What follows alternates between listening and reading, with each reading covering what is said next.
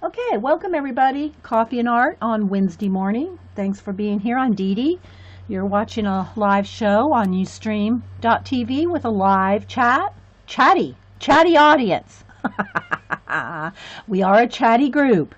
Warning, warning, warning. Will Robinson, chatty group. So anyway, yeah.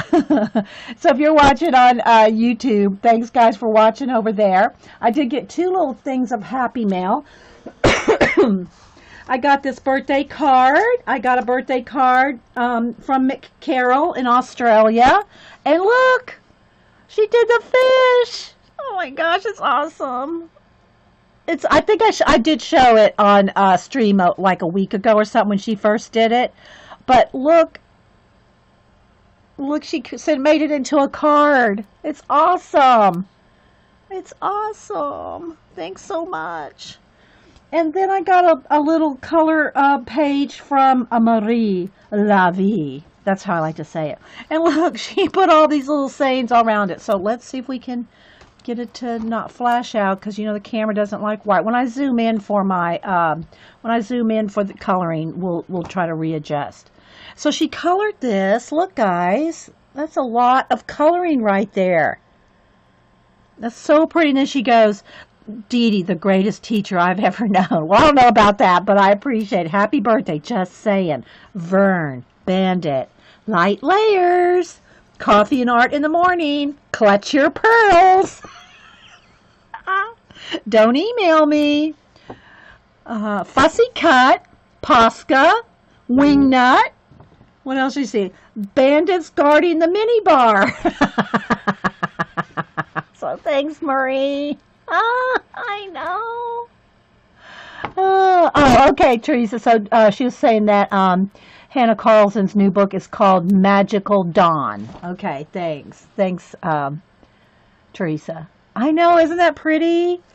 Let's see, I have to tilt it so you can see the colors because that flashes it out. But there's the colors. Isn't that awesome? Yeah. I love that.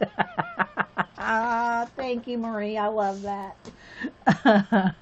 So what we're going to do today, and there's also a book called Twilight Garden. For those y'all watching the recording, everybody's talking about the new color books coming out. Aw, thanks, Michelle. They're talking about the new color books coming out. And so, yeah, we're just chatting about those. Yes, thanks. Yes, it's my birthday month, Zoe. Thank you. So I've been getting so many people asking me to continue working in Imagimorphia.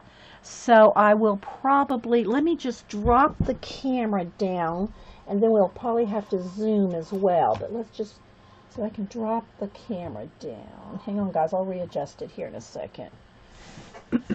Get it down here, and I'll refocus. Let's move this. Well, let me keep this here for a minute while I refocus. Hang on. Let's refocus since we're going to be kind of close up here. Let's see if we can get it. Come on, focus. Focus. Let's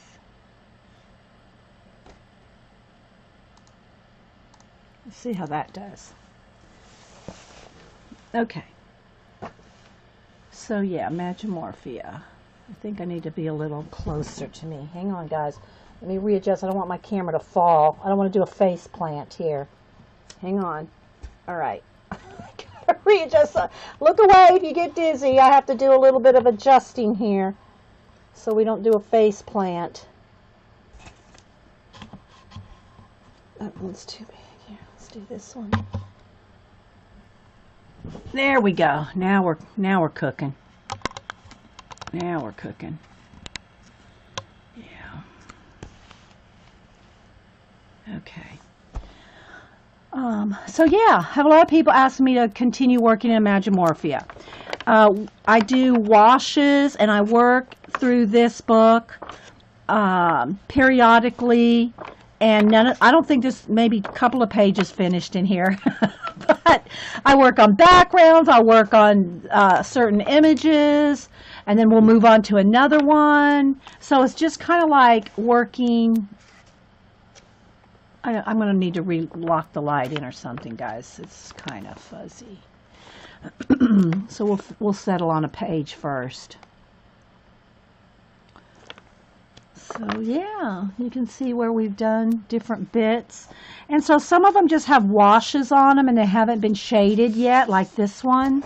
Just got the backgrounds. I really wanted to get all the backgrounds done and then start working on the elements. So yeah, I haven't picked a page or anything. That's how I work in this book. That's how we roll in this one. We got a tiny bit of the mechanicals done on this. And let's see. Got some of the Egyptian one done. Okay guys, it's bugging me. I've got to focus this camera. I've just got to. Let's see about fixing the light here. Got to fix the light with the white. There we go. There. Now we're cooking. Yeah, it comes together. There's, I think someone should do a coloring book of all different currency. The way we know how much money we saved, Eileen.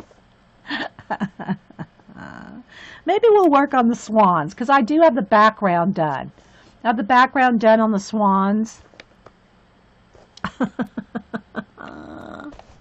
So maybe we can work on them a little bit. What do y'all think? Work on the swans? So.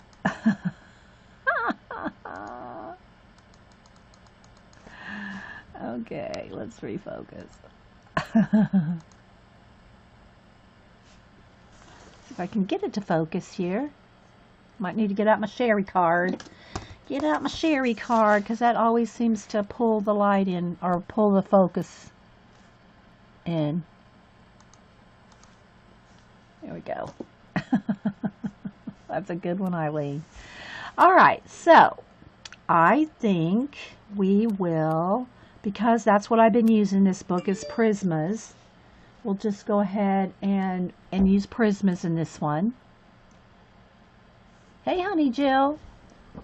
And let's see, maybe, do I want to do any other shading with this, or just go with Prisma? Maybe we'll just go with the Prisma, because that's what we've been using on this page. Get some blues and grays. Let's see what we'll do to start. So yeah. So if you're watching, we're going to go ahead and do a little bit more in Imagimorphia. Oh, that's browns. I didn't want browns. I wanted grays.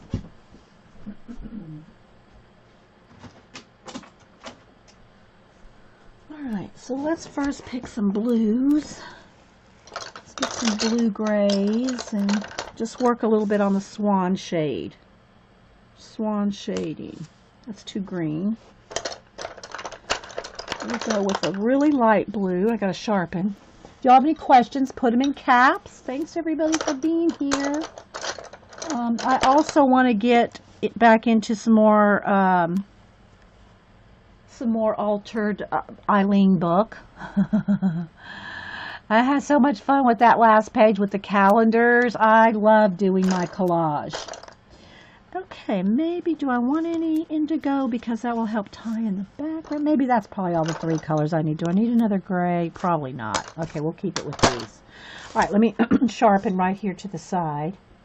If y'all have any questions, put them in caps. Color along, either with this book or whatever book you're working in. Just going to do a little shading. We're going to throw some shade.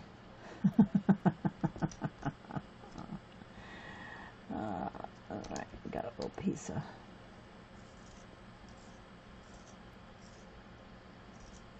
Oh, you got Laura to buy the full set of Neo 2s? Good on you, Eileen. Good enabling there. Now, here's the question, Eileen. Here's the question. Will she use them or treasure them? Will she treasure them? All right, so I'm going to start with, I'm going to go ahead and go with I have slate blue, I think. Slate blue. This is indigo blue. I always put a piece of tape, blue tape, on the indigo because I always get it confused with the black.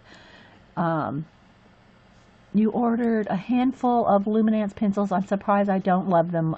You're surprised you don't love them more? What don't you like about, or what? Give us your review. Give us your review on it. And powder blue. Those are three I'm going to start with. I don't know that I'll get, I might get some more. But as you can see, they have the little feathers all in there for you already. Yeah, I'm watching. I'm trying to, y'all, if y'all talk to me, put it in caps.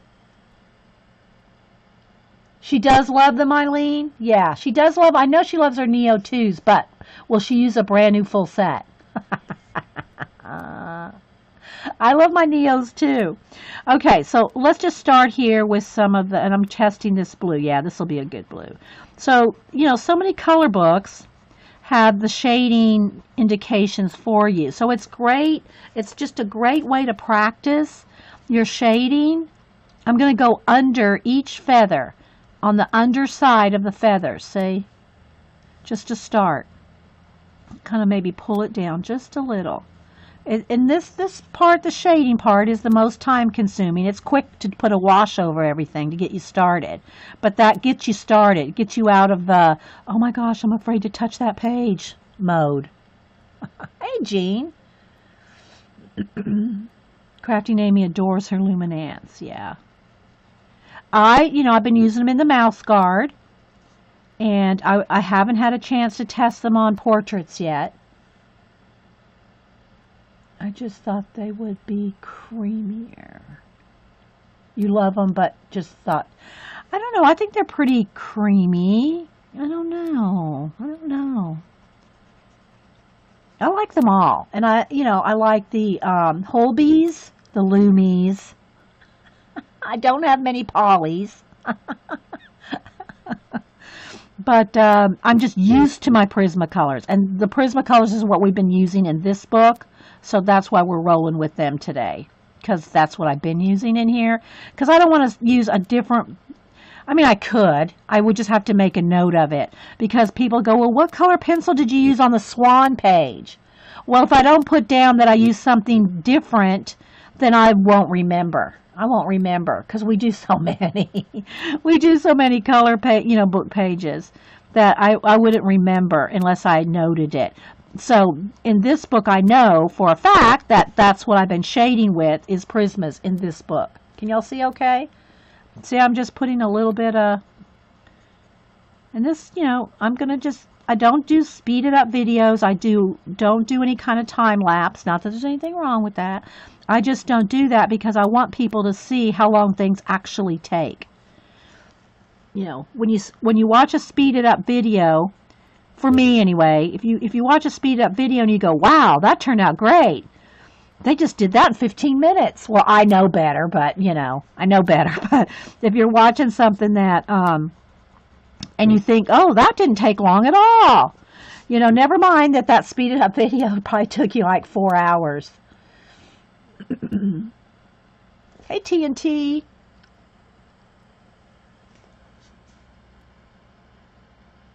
I'm going to keep coloring, and I'll try to keep, glancing at chat for things in caps.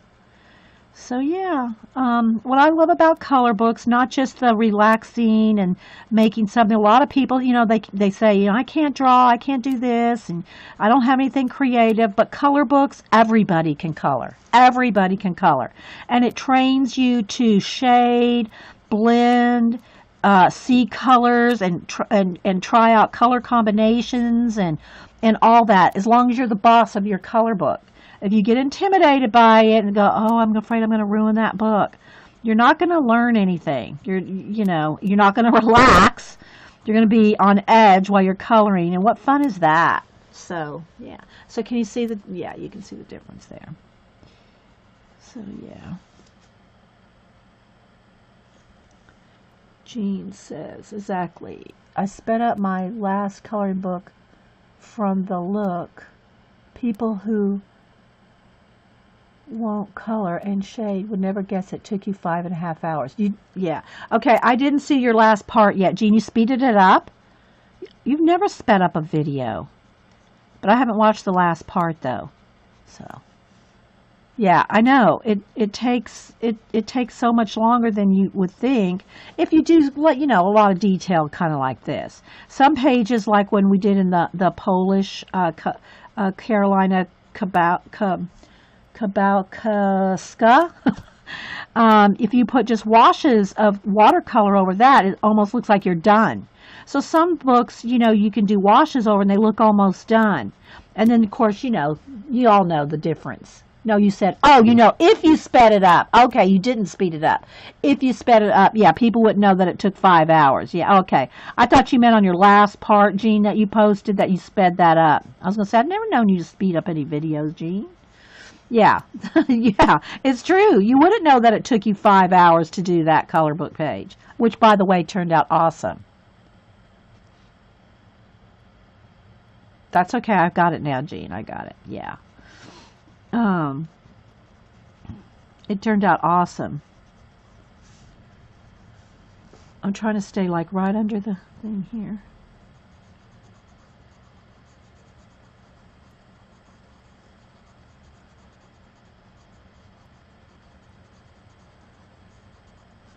So it's just a little bit of shading just to make it look fluffy. Fluffy. Oh, congratulations, Barb. Barb W. Not to be confused with Barb Owen, our Barb Owen.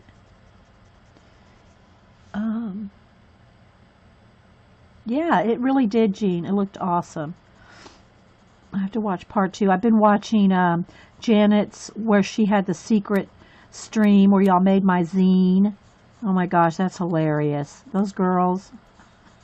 I'm about halfway through part 1, Janet, watching the zine making, and oh my gosh, it's hilarious. Hilarious. Janet. Just too funny. Too funny. Okay, now we can get back to making fun of Dee Dee. Or she just said getting back to making fun of her. I had to tweet that out when she said it. It cracked me up. And I know Eileen was in the background. No, do this, do that. I can hear her. I can hear Eileen. Trust me. I can hear her. You're working, Honey Jill, you're working in the Jasmine Beckett. Yeah, I know. I need to do, people have asked me to do another page in the Jasmine book too.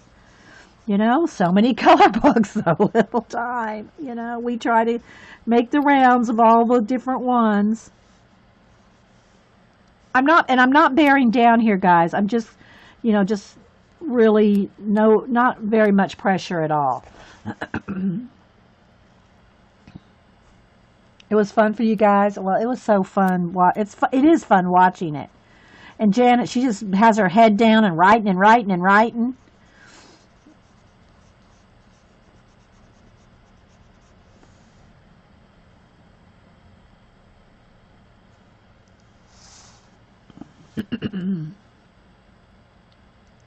That's okay. We all do typos and can't type some days. Trust me, we all do that, right, Jean? Jean has some funny ones. Jean has some funny typos. But seriously, I try to read my tweets or posts when I, online and all that. Before I hit the send button, I try to make it a habit to read before I send, because literally, I'm not kidding, guys. Especially with the autocorrect. Hang on, a sip of coffee. It's amazing what can get typed in and changed. It really is amazing what can get changed. And before I hit send, I mean, literally, I'd say 90% of the time, I have a misspell or an autocorrect in every single tweet or every single post, like on Facebook or whatever. It's like, oh my gosh. I'm so glad I read that. Unlike Jean, she just sends. Hi, Sandra. And then we all laugh at Jean. She does that. All right, so I think y'all can see how it's not taking too long, but you know, this is kind of when I can relax and read chat a little better. When I'm doing something like this, because it's not focus intensive or something I can't take my eye away from, like if it's wet or, you know, I'm gluing something, you know, I have to be more right on it. But something like this, I can keep glancing up at chat. So if you're watching this recording, this is a laid back one. And if it's not going fast enough for you, you can always speed it up. You just slide the little bar, and there you are. You're 30 more minutes in. Hey, Linda. You never thought you never. I have to, Jean, and I'm glad I do, because some of those that get sent, some of the tweets and comments that get sent if I would have just sent it, I probably wouldn't have any friends. I'm telling you. Because the autocorrect's worse than the misspell. You know? The auto select word, you know, they'll select what they think you're saying, and it's usually not what you're saying at all. Okay, so here we go. So here's the one without, well, I take that back. We have done a tiny bit right here. But here's, like, this is what it looks like without here. So we're going to continue on this one too. But let's go ahead and do his little face. I got to sharpen because I want a nice sharp point on that face.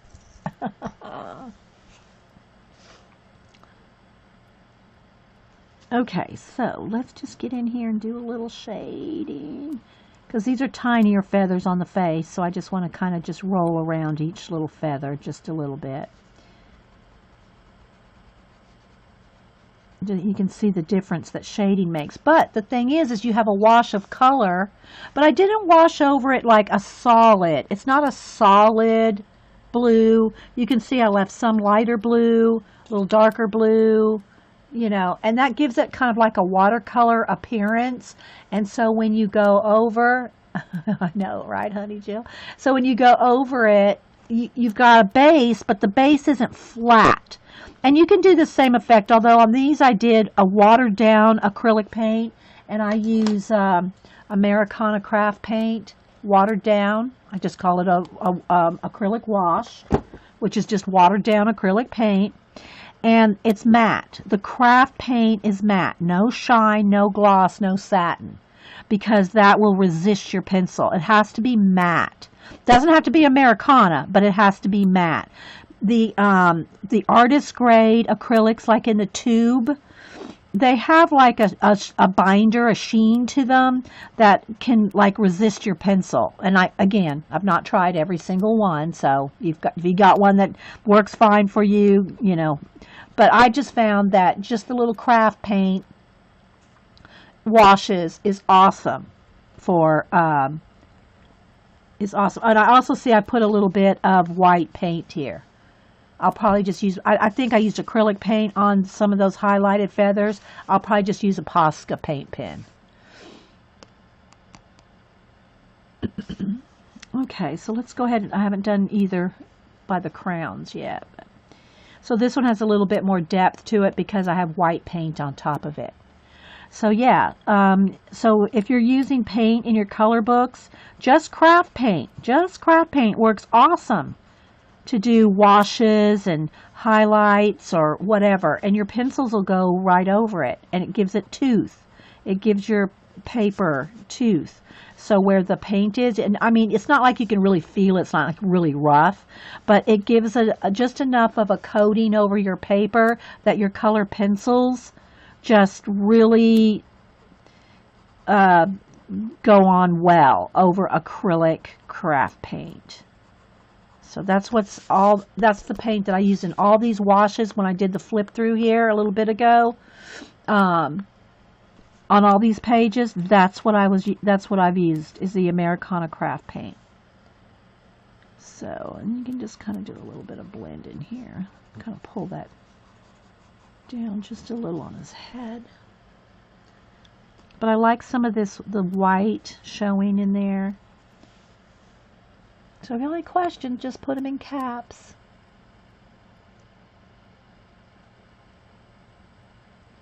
Kimberly goes, Jean, I love your Martian talk. Kimberly just, and also, sometimes when you're reading things, you read it wrong. Like Kimberly, when she said that, I just thought, I glanced at it and I thought it said, Jean, I love your martini talk. But she typed it correctly. She said Martian, because we call the girls in Canada, especially the ones way out in the boonies, Martians, because they're so far away. We love your martini talks, Jean. What time is it? Are you serious? It's 9:29 Eastern time, Julie, if you're being serious. Yeah, I don't know if you were being serious on that or not. All right, let me sharpen again, because I do want a nice sharp point on the tiny feathers. I know, that's what I thought she said. And I do have the seam right here. I do paint right down into the crack of the book there. But I kind of have to give myself a little prop up on this side, or I could put another book under it, because it's at the beginning of the book, so it's like wants to push down,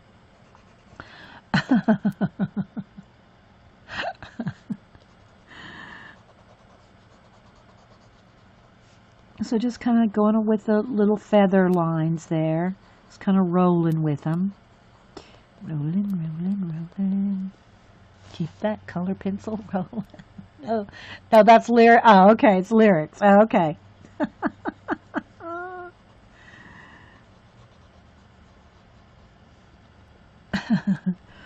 I get tickled with these girls in chat. I'm telling you, if you're watching the recording, you've never been to a live one. Do we still have Abby? Yeah, we still have Abby. Abby, it's her first time in chat, and I hope it's not her last. Sometimes I wonder, these girls come in for the first time, and yeah, we scare them, I think. No, not really. Oh, Chicago song lyrics. Okay, thanks, Julie. I don't think so. I mean, I hope Abby's having a good time, or anybody else new here. We try to make the newbies feel really welcome. So if you get made fun of, it's because we love you. Just saying. We love you, Abby. Hey, Dazzled. If you're just joining me, I'm working in the Imagimorphia. It already has a wash of paint from previous show, and we're just going in here right now, and I'm just adding shading. We're throwing shade on the feathers. And then my eyes get to water, and then I can't read chat because my eyes are watering from laughing.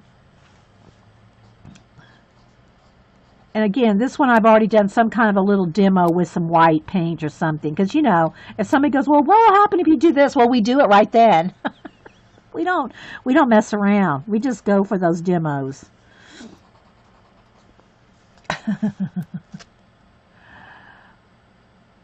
Dazzy. Yeah, I like that. And hi, Jennifer, by the way, J Love. I think I said hi to Yee.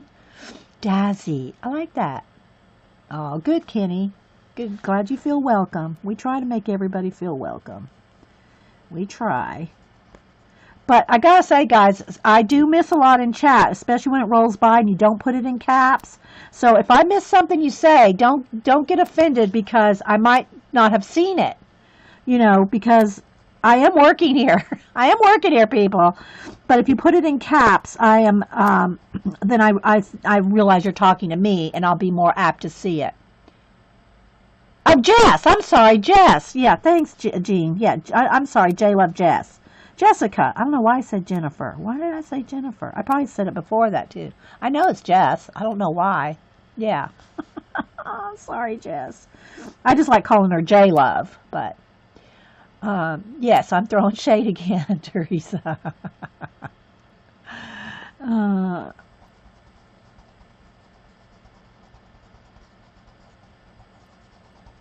So just working down the feathers here. Just putting a little shade under each one. And, the lines are already there for you, and there's shading kind of indicated for you. Not on every single feather, but it gives you an idea. And color books just help you, especially if you think you're not creative, or you've never drawn or never really done anything. Everybody can color. Everybody can color. And you're the boss of your color book, so you can do it whatever you want. But I do tell you, if you do put wet medium on it, make sure you dry in between because the layers, because water will pill your books, and the water is what causes things to go through. So if you do any kind of washes or water medium, no matter what thing you're using, make sure you dry in between so that you can put lots of layers with the dry in between. Saw Joyce is not streaming today. Her voice is out? Okay. Thanks, Jean. I don't know if we were trying to trick her head Janet into going on at 1. So if y'all can trick her head Janet on, let me know. Because, I don't mind I've streamed all day. But I like to make sure that, other people aren't streaming too. Yeah, everybody's saying healing hugs to you, Joycey.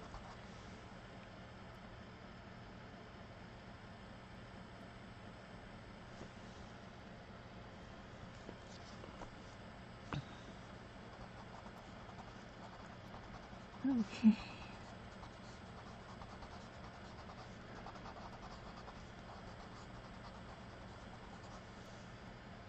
Let me think about what you can do to entertain and amuse. Okay, Janet. I'm working on some commissions, so I got 2 here that I'm working on. So whether I'm watching Janet or somebody else, I'll have something to, because I do still want to finish watching the zine stream where where y'all did the secret stream. So yeah, I'm watching that. I'm just kind of shading here, guys. I'm not really thinking about it. I'm just kind of following along. Give it some feather depth. Do feathers have depth? Yeah, I guess they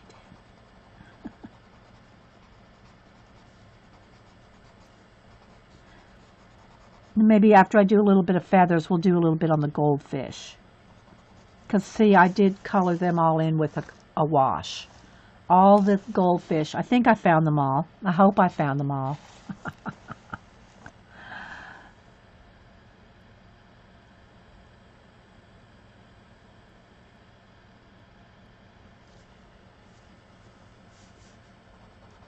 And Janet is Monkey Island Madness.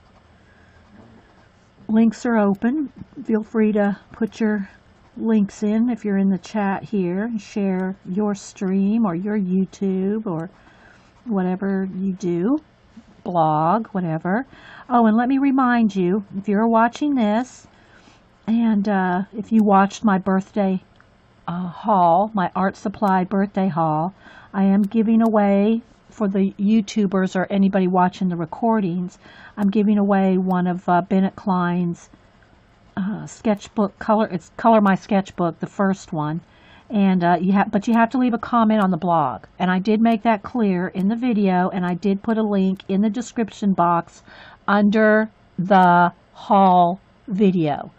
But if you need to know it again, it's Inkywell, INKI, blogspot.com, inkywell.blogspot.com, and go just say happy birthday or whatever you want over there, and you'll be entered to win in the drawing. It's just a random.org drawing to get the Bennett Klein Color My Sketchbook 1. But you have to leave a comment over there. It's the only way I can keep up with comments for a drawing.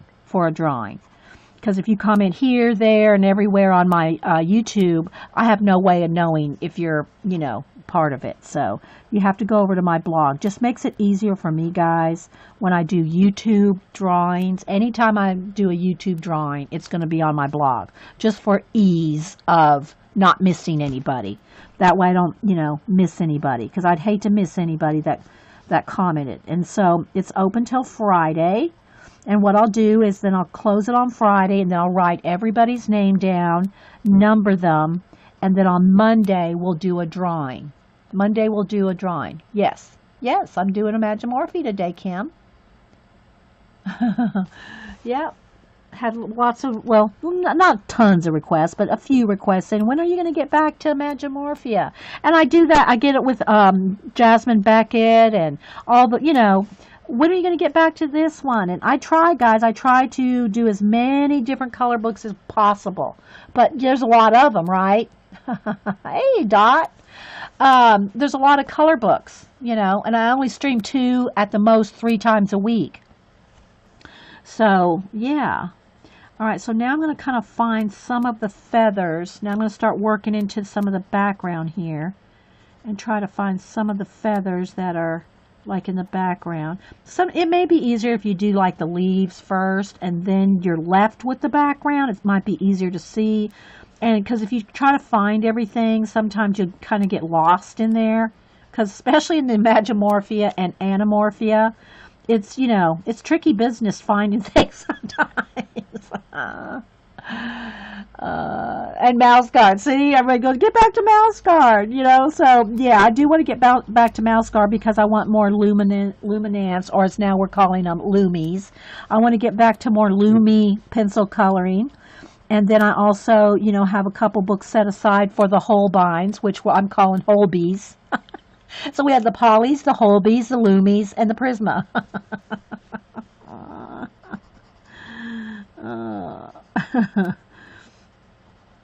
So I'm just kind of going in here and finding more feather. It's all where I'm coloring, guys. It's almost all on top of the lines that are already there, right? It's already shade lines are already indicated for you, so you can't ever say you can't color because you can.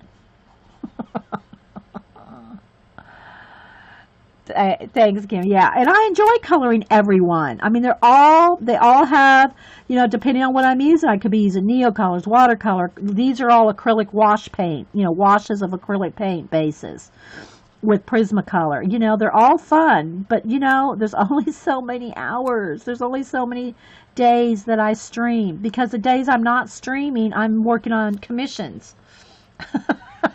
So, yeah. And trying to develop new things to do with the Copics. I am working on some of that. So hopefully next week, I'm hoping next week I'm going to do something with Copics. But, I have to have time to do a little experimentation and a little practice. Because I'm not saying I've never picked up a Copic. I don't mean that. But, I don't really know anything about how to use them other than what I've seen Cameron use. So, yeah. And, a couple of, I see people online doing it too, but I didn't really pay too much attention to techniques online because I had no plans to really do Copic. So I enjoyed watching the results of what they do, but wasn't paying a whole lot of attention to, do they layer this one first or that one or, anything like that, because I had no plans to do it. And then I thought, I have an idea what I want to do with Copics.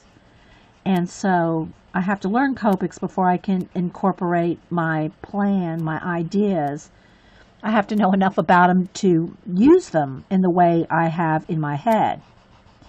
So, I have plans, people. I have ideas. And speaking of ideas, we need to probably do another show on the idea notebooks. I have a feeling that there's a lot of you out there not writing down your ideas. Y'all know I'm big on that, writing down your ideas.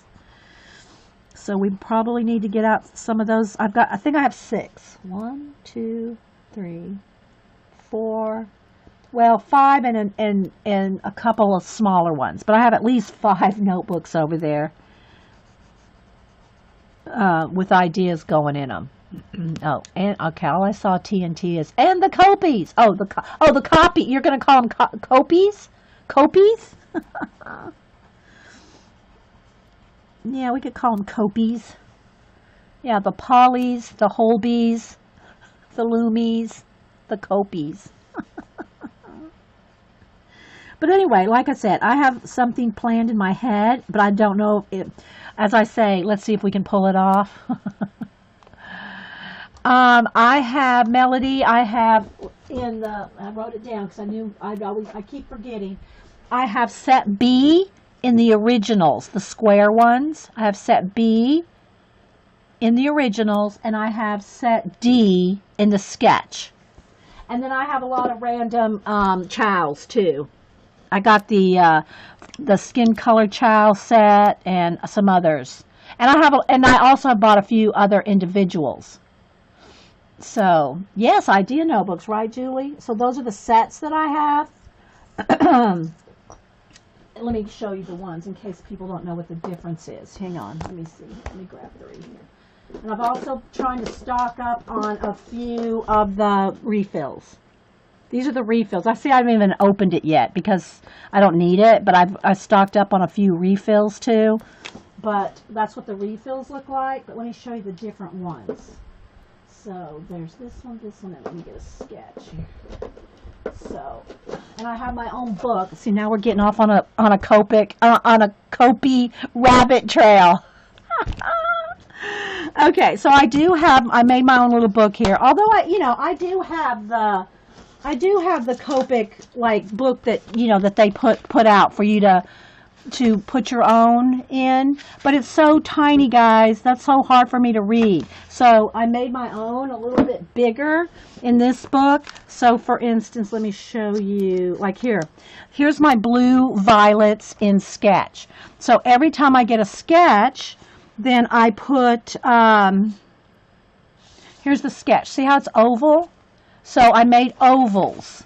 I made ovals for my sketch pages. And I did this with every set, like blue violet. So the blue violets, if I have the color in the original, which is the square, these are the originals, on how to color your Lappy keyboard color. No, I'm not going to do that. I am not coloring my Lappy keyboard with Copies. And Jean says you can also use the refills the same way people use alcohol inks, like on Yupo paper. Yeah, thanks, Jean. So these are the originals, and they're square. So not only do I have the blue violets, I don't have any chows in blue violet. Okay, so here's the blue violet, and this is in the sketch. See how they're oval? Now, I know we're zoomed in so close you can't read that, but then if I have any blue violets in chow, which I don't, but the chows are these. Okay, they're the round ones. So I made circles. Then if I have any blue violets in the originals, which are squares, then I make a square. And I've done this with everything. So like violet has 3 pages. Red violet has 3 pages. Red has 3 pages. Yellow red has 3 pages. Yellow has 3 pages. Yellow green has 3 pages. Green, 3 pages. Blue green, blue. Everyone has 3 pages. Earth. Here's all my earth. There's my chows in earth. And see, then here's my earth in sketch. You see? So how I'm doing that? Here's my earth in originals. So I'd make a square for the originals, an oval for the, you can also, okay, an oval for the, yeah, my own, yeah, and see, then I just write my own numbers. Now, I did not put the names. I didn't put the names. I just feel like I don't really need the names written down as long as I have the numbers, because this is for my own, record keeping. And then the chows are the round ones. And now let me just quickly show you what they each look like. So here's the chow, they're the round, and on this one they have the brush, and they have the chisel, okay? On the sketch, they have the brush and the chisel. So these essentially have the same tips, but one just holds more ink, and they're kind of cool. They're just like cool, And then the originals have the chisel and the tiny tip like this. So it kind of just depends on what you're going to use them for. They all at least have the chisel. If you want like a major, like a background thing, then you can start blending with the brush tips. So I'm just collecting them. Because art community.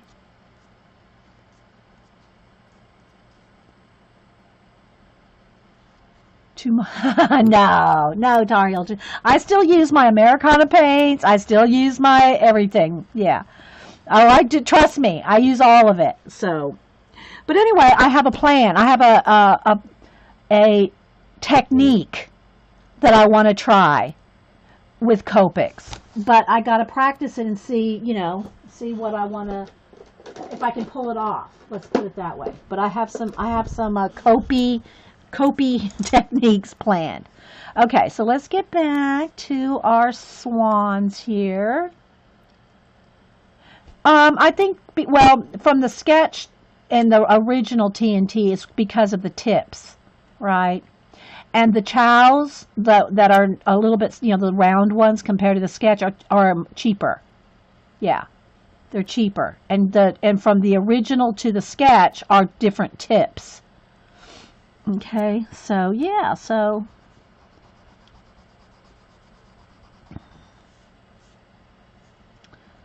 trust me, we have plenty of different projects and different products that we've used over I think I'm close to 650 videos. So, yeah, it's not like we haven't done a lot of stuff here. So it's not necessary. Well, I don't know that it's necessary to start with any. Oh, just because you mean because they're named A, B, C, and D. No, what you have to go by is the colors. I like the set. The original set B has all the grays in it, and I wanted all the grays. So that's why. But if you don't think you're going to use grays a lot, then you probably don't want to get sketch. You probably don't want to get, hang on. Let's not confuse everybody. I have the original B set, B, here, I wrote it down. Here's what I have.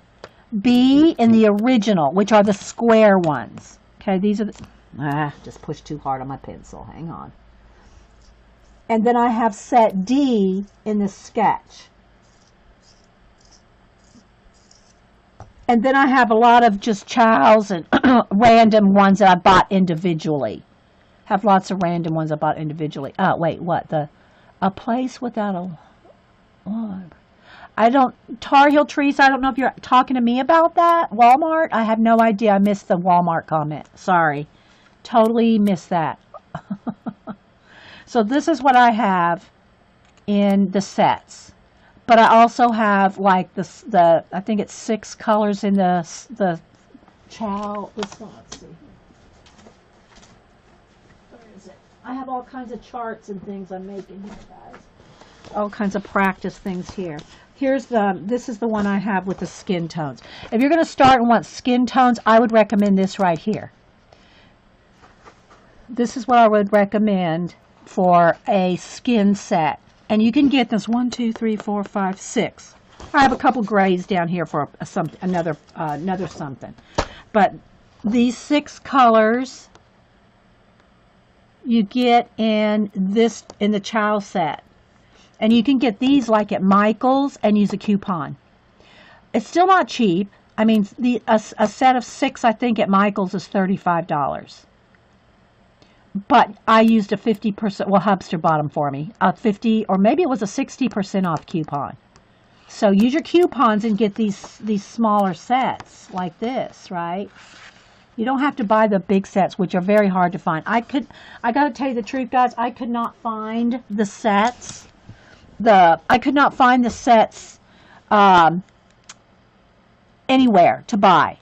I got these 2 from somebody getting rid of their Copic collection. That's how I got these 2. I could not find them to buy anywhere, and I tried everywhere. All the art supply stores, all the places that the Copic girls talk about to get them, they're all sold out. Maybe, I don't know how often those places restock the sets. I have no idea. But I could not find the A, B, C, or D in original or sketch online. So, but I did find somebody that was getting rid of their Copic collection, so that's how I got these 2 sets. So just FYI, they are not easy to find. Unless somebody's got a secret stash somewhere I don't know about. But I couldn't find them. I couldn't find them like at Blick or any of, like, some of the Japanese name. And I don't can't even think of the names right now, guys. I have them all written down somewhere. Where you can buy Copics. They're all sold out of the 72 sets. Oh, you're up in the savings thing. Ah, yeah, Pat. Yeah.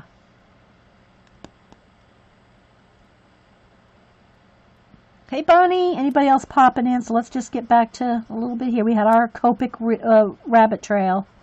Oh, that's a. I'm trying to. That's a little. Some kind of little pineapple or something there.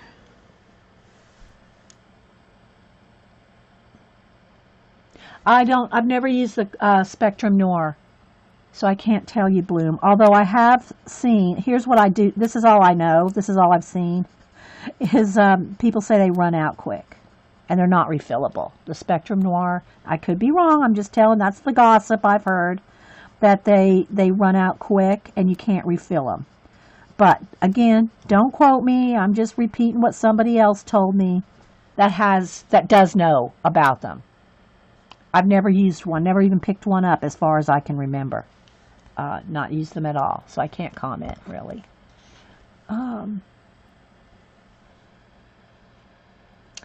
Yeah, now I do know this, Terry. Here's the thing about buying Copics on Amazon. You better be buying from somebody that you know has bought from them. For one, they can really jack the price up. I've seen Copic sets of 72 for like $800 and up. That's not the price they are, guys. So you got to be careful if you're buying any on Amazon. I would find somebody I know that has that's bought from Amazon, because for one, you don't know if they're how they're used. Are they new? How old are they? I mean, I wouldn't want to buy a set of Copics that somebody's had for 10 years. I know the person that I got my sets from that was getting rid of them. So you got to be careful. Yeah, Honey Jill says she got a set from Amazon. You know, you just have to know who you're buying from and how much they really cost. So like go on Blick and see the prices of what a 72 set really cost, even though they're sold out, you know. But you can see the price of them. And then go on Amazon and don't pay $900 for a set. Just saying. Oh, okay. So ye said that the Spectrum Noir are refillable if they don't have the brush tips. That's what ye just said in chat. I'm just working and chatting here, guys. I'm just finding the feathers here amongst all the, you know, Kerby Rosanes has all these little creatures and little items hidden in his pages. Right now, I'm just concentrating on just getting some dark on and finding the feathers, which this may, you know, not be your cup of tea to watch. So just fast forward. Yeah, Uzak, Denise, that was one of them. They were sold out too. Uzak was sold out. They did have good prices, but they did not have any sets. So yeah, the 72 sets. Everywhere I looked, all the 72 sets were sold out. Every place. So yeah. And they may have restocked. I guess you just got to like jump on it, you know. If you see somebody sell them, you got to probably just jump on them, because apparently they sell out quick everywhere. So yeah, so you can just buy the individuals with coupons or the smaller set, like the skin set. I would recommend, if you're going to do any, you know, faces or anything, to buy that, you know, just buy the Chow skin set with the coupon at Michael's or Hobby Lobby. Yeah. Yeah, and again, you got a good deal there, Honey Jill, but again, I would recommend, this is just me, I would not buy from a random person that didn't have good ratings or good comment back, you know, feedback, because you just don't know. You don't know what you're going to get. You don't want to spend all that money and not get, you know, you won't get a bunch of dried out Copics. Restocking takes a long time since the Copics. Yes, I know they come from Japan. Yeah. Yeah. So, yeah. I don't know if you can get on a waiting list over there, Denise, at Uzak. I haven't really researched it. They didn't have the set, so I moved on. Just saying. So, yeah. But they're not cheap, and I just never have been, really into markers of any kind. Even when back when I had my Prisma markers. I never used them. I gave them all to Cam. And he, of course, used them, then used them up. And then since then, he went on to Copics after that. And that's, he loves his Copics and color pencils. All right, again, guys, I'm just kind of trying to find some of the feathers. And now it's kind of going into the waves here. So I'm going to stop right at this point on this side. So you can kind of see where we're finding. And this is just the first layer. I'm also going to go in here with the indigo blue. I checked when I was looking for them for my birthday, Denise, and they were out of stock. And I haven't gone back yet since I got the others. So I'm going to go in here in some of these feathers and put some indigo blue in some of the dark, some extra dark depth. I'll just do a few here just so you can kind of see. Because I want to show, obviously we're not going to finish this, right? So I want to show you how to progress on all of it. But I'm going to put the dark, so let me just do some of these feathers here. I'm going to go over what I just did with the medium, the slate gray blue. Now Cam will start sharing. Well, I don't see them. I hardly don't see them very much, especially during the school year. They're so busy, I just don't see them very often during school year. We have to usually meet up somewhere and go have lunch or something, but just to, I did get to hang out with them a little bit week before last, but yeah. I want him to show me all his tips. He showed me a few. I meant you should check if they have check and see if they have a waiting list. Right, Denise. Thank you. Yeah. Check and see if they have a waiting list.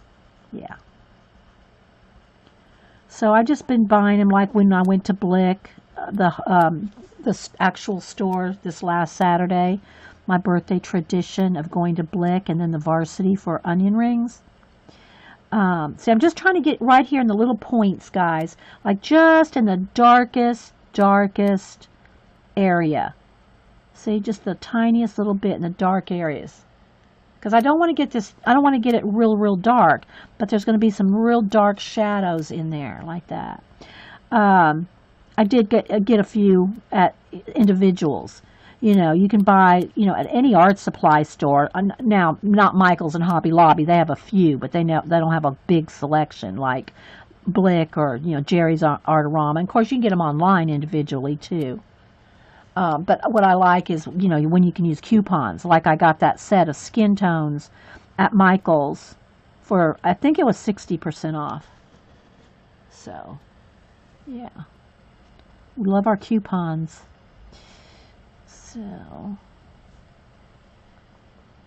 and I really don't, I don't want to buy any more until I see what I might need, because I haven't played with them enough to know, you really need this red, and I don't have this red. Well, I wouldn't know that I need that red or whatever color until I'm using them and I go, I need this red, So, it'll be a collecting as I go and as I need kind of thing. And I just want to do something different, because I have a plan in my head of what I want to do with them, a technique. But I have to practice my technique a little. My favorite color is Tuscan red. In anything, Jill, I like Tuscan red too. If you mean like in pencils, yeah, I like Tuscan red or sienna. I like those colors. I like I just call them my Renaissance old world colors. I love Payne's gray or a blue dark, a blue gray, a blue gray. I like Tuscan red or a sienna. and yellow ochre. I love those combinations together. But I have to always make myself not use them every single time because I like them so much. I want to use them on everything. That's why you see a lot of my collage has those colors because I love those colors. So I'm just kind of getting a little bit in some of those where it would be really dark. Can you kind of see the difference there? From these to that.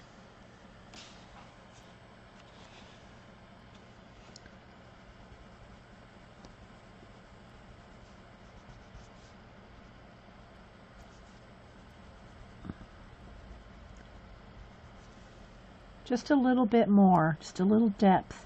And of course the bigger feathers are going to have more, you know, and then some of these places in the background here.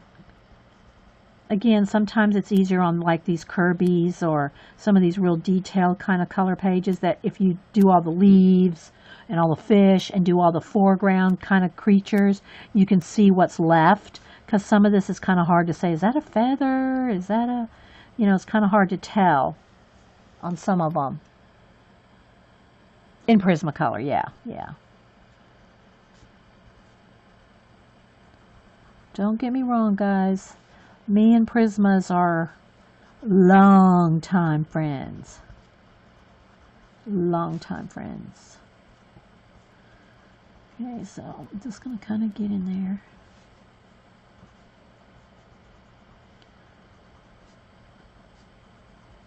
I hope you're able to see. I'm trying to stay back on the back of the pencil so that, you know, you can see where the pencil's going and stay in focus.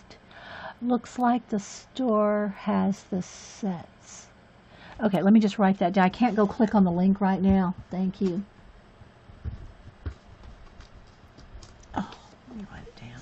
Thanks, Denise.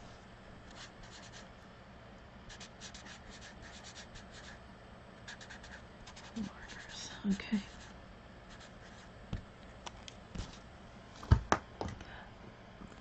Bye, Scooby. Thank you for stopping in. Enjoy whenever you see your grand. Enjoy. I guess you're not babysitting the pup now. Pup sitting. Like our Carrie. She's still watching her old man. And when I say that, I mean her dog. Don't email me. You're going to get those, yeah, I'm not sure how you pronounce them. The Biano watercolors. Yeah, I showed this I showed this set of watercolors. I mean, we're zoomed in, guys. We're zoomed way in. That I got on Amazon. Yeah, I showed those completely when on the haul.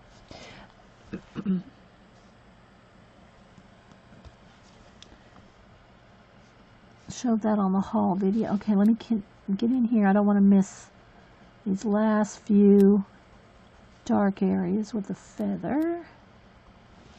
Trying to stay in camera here.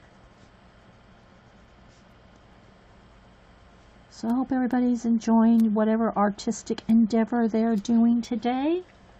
Okay, I need to go back to my gray blue because I have a couple feathers right in here. I need to just, I missed when I did the original. Just a little bit there. They're starting to fade into the whole body here, so I just want a little touch of the blue, gray.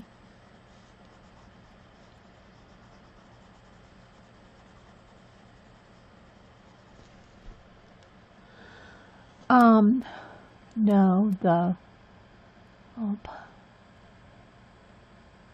50, Scooby said, no, the 50, is it a 50-pound, 6-month-old pup is gone. We'll start babysitting in March or April. Bye. Bye, Scooby.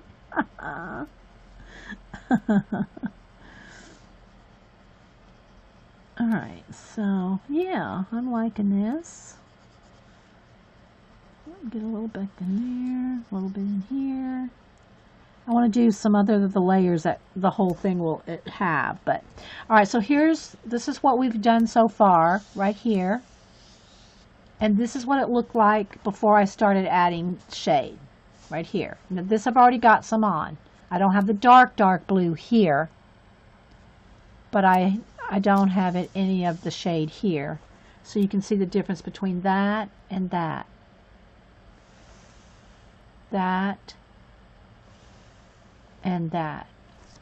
And now what I want to do is take the lightest blue I have, which I think is just powder blue, and then you can kind of blend everything together. Now I don't want to lose all the white, or barely covered wash, but I want to start kind of blending everything in with the powder blue. I don't use any kind of blender pens or pencils, although I have tried the one that comes with Lumi, the Lumi blender. And that of all the blenders is the best one I've found, is the Lumi blender. But again, I'm just not used to using blender pencils or any kind of oils or mineral spirits or any of that. I do all my blending with pencil. So, not that there's anything wrong with it. Don't email me if you use mineral spirits or baby oils or any of that stuff. I just don't do it. I don't enjoy that process. I don't like the oily rings and it goes through, and just not for me. Just like I don't like to fixative anything or spray anything. If I want to, make sure something is permanent, if it doesn't take a varnish, it doesn't get permed. Like I can varnish my art journal pages, my art cards, my collages and stuff. I can varnish those. But that's to the extent, and acrylic paintings. I don't do many acrylic paintings anymore. But, I would varnish those. But I don't, nah. Yeah. You like your Derwent blender, Jean says. And she uses it mostly for backgrounds. Yeah. See, it just, it just depends on what you like and what you get used to and what works for you. I like blending with pencil. So that's what I'm doing right here. I'm just kind of blending this out. It's not a lot of work here. It's just a nice little roll of light blue to blend all the others blues together. And you may not even be able to see that much on camera. It's very subtle, the blending part here.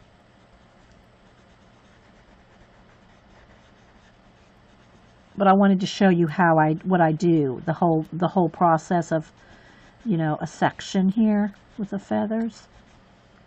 And I'm not bearing down.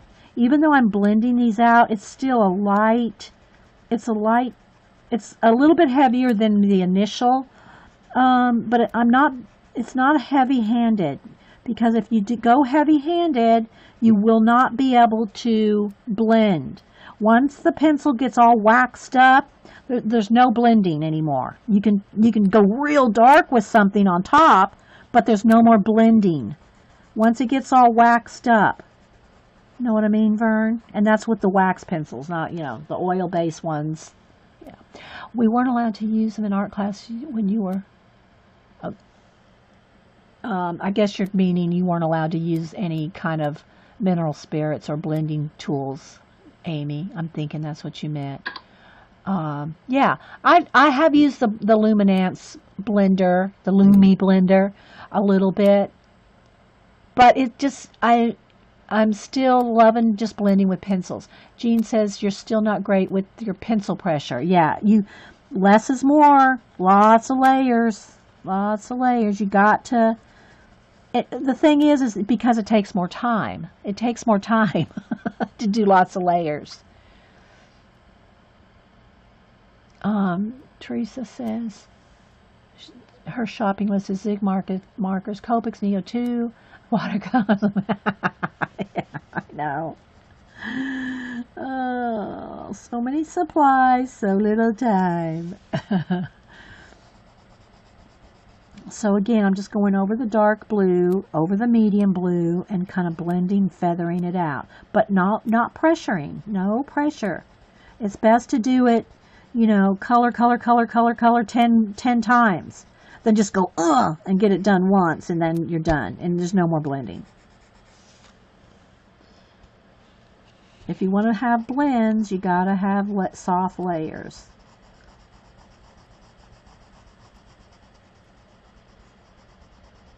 And it just takes time.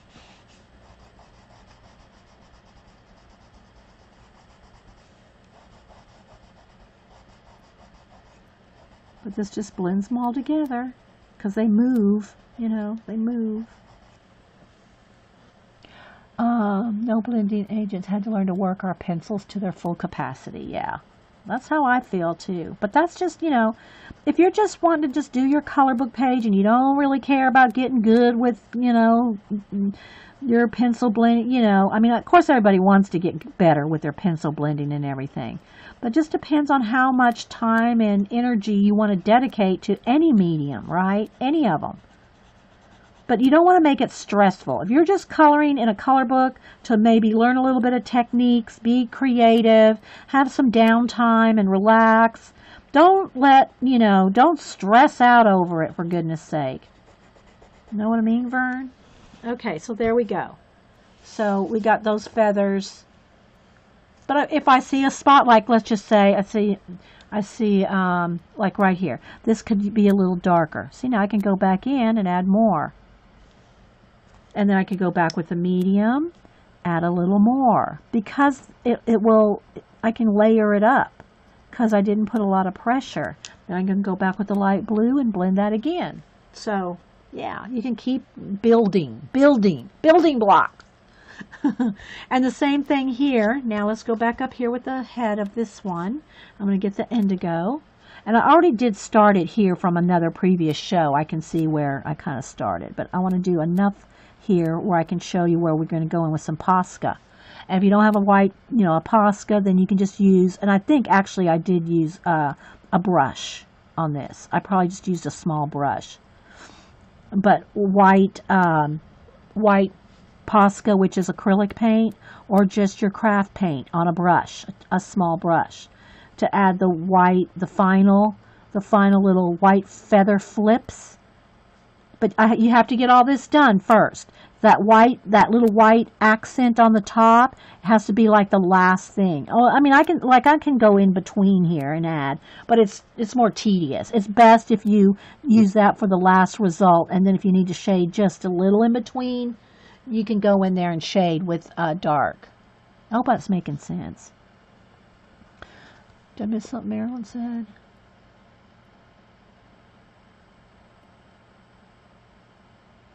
Hey Laura, how's it going? Laura got the Bennett Klein Dragon and did one of those. Mine should be in this week, so we'll probably color in it next week. But Laura did an awesome job. Laura, you should put your link in there. Okay, so again, I'm going in here, and I probably need to sharpen. I want a nice little point on these tiny areas. And just get in here with some of the darkest blue, the indigo. And just a couple up here, especially where it's really light. I don't want to get too much shade in there. I want to keep that kind of light. But down here, it looks going to be darker. Jean says you always make sense. Well, most of the time. That's what Jean said. Well, most of the time.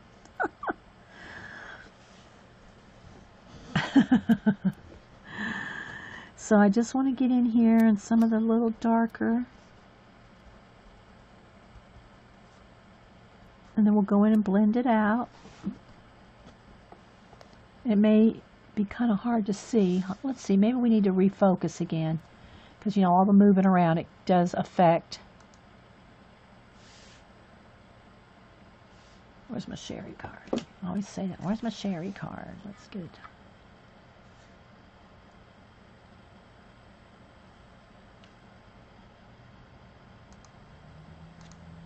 There we go. No, it looked awesome. You did a great job on that. I don't know that you finished it on stream, or maybe I just saw part 1, maybe. And I also heard there's a rumor, Laura. There's a rumor going around that you got the Neocolor 2 full set. Well, I don't know if you got a full set, but you got a larger set. You got a large set of Neocolor 2. And we were talking about you behind your back. Just saying. And we're hoping you are going to use them and not treasure them. Yeah, Jean, you're awake today. Yeah. We're hoping, Laura, you are not going to treasure them. that you are actually going to use them, because we know your polys are locked up tighter than a drum.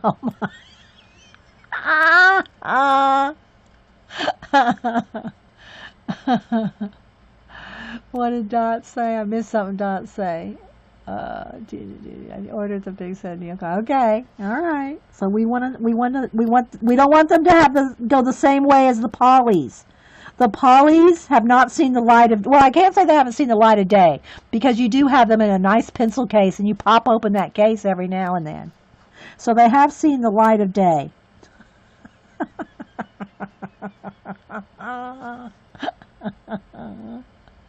You are going to use them. Okay. We're holding you to that, Laura. We are holding you to that.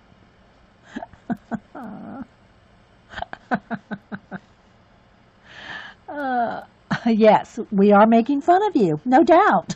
There's no doubt. We're not denying it. We are not denying that we are making fun of you.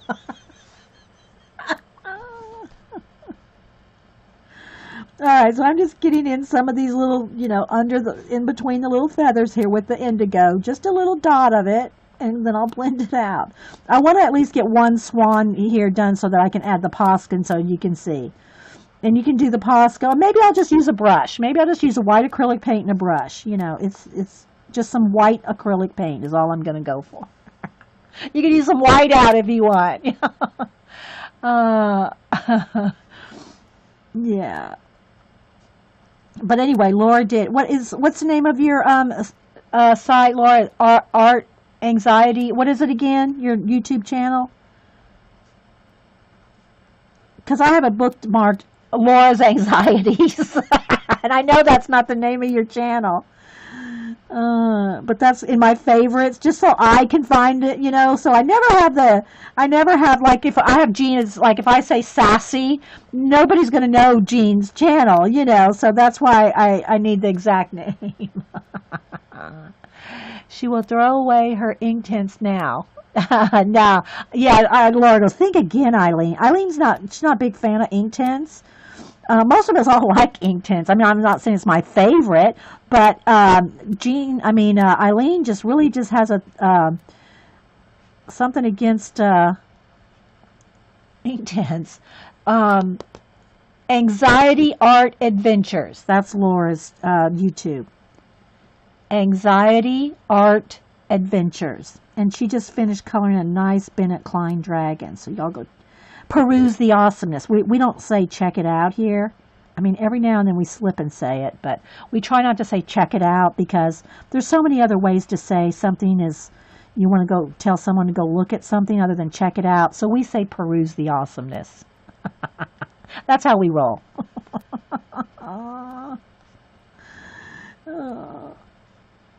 So I'm just kind of, hopefully y'all can see me just continuing on these feathers here. But this is how long it takes. You're welcome.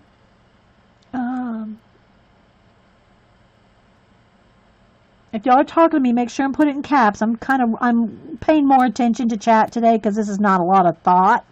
I'm not having to really, or wait, get something done before it dries or something like that, where I can't look at chat very much. So, but I still like if you put it in caps. The background killed the dragon? I should have left it white? Okay, see, I haven't seen that part. I just saw it up to the part where you were working in the gray border. You were doing 2 shades of gray around the border, Laura, with your Neo colors, and it looked awesome. So I don't know I haven't seen part 2. Or did you do a part 2? Did you film it? Or did you just not let us see? Yeah, we have to see the mistakes too, girl. So we know not what to do. Oh, I don't know if you filmed it or not.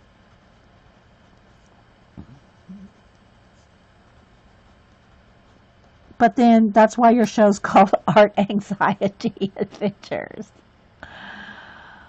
Oh, you can all peruse the awesomeness. Yeah, put your link in there. Put it in there, Jess.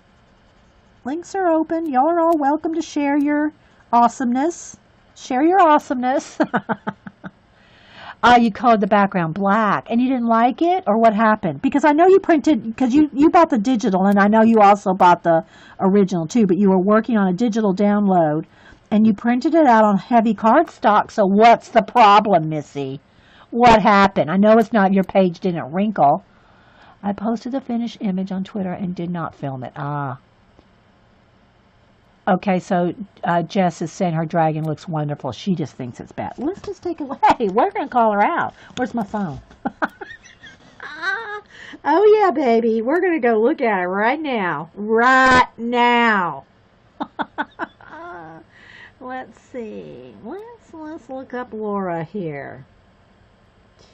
Let's find Miss Laura.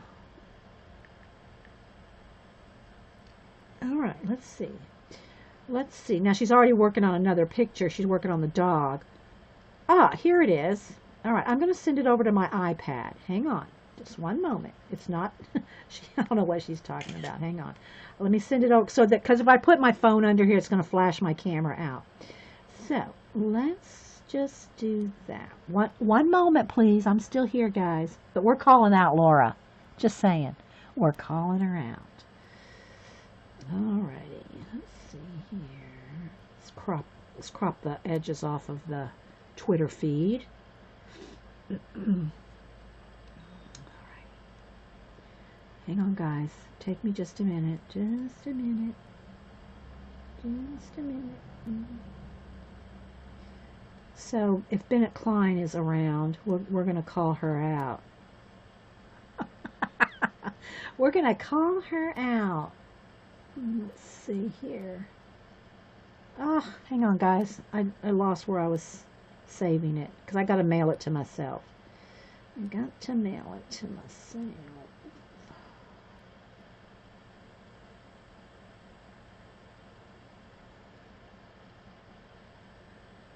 All right.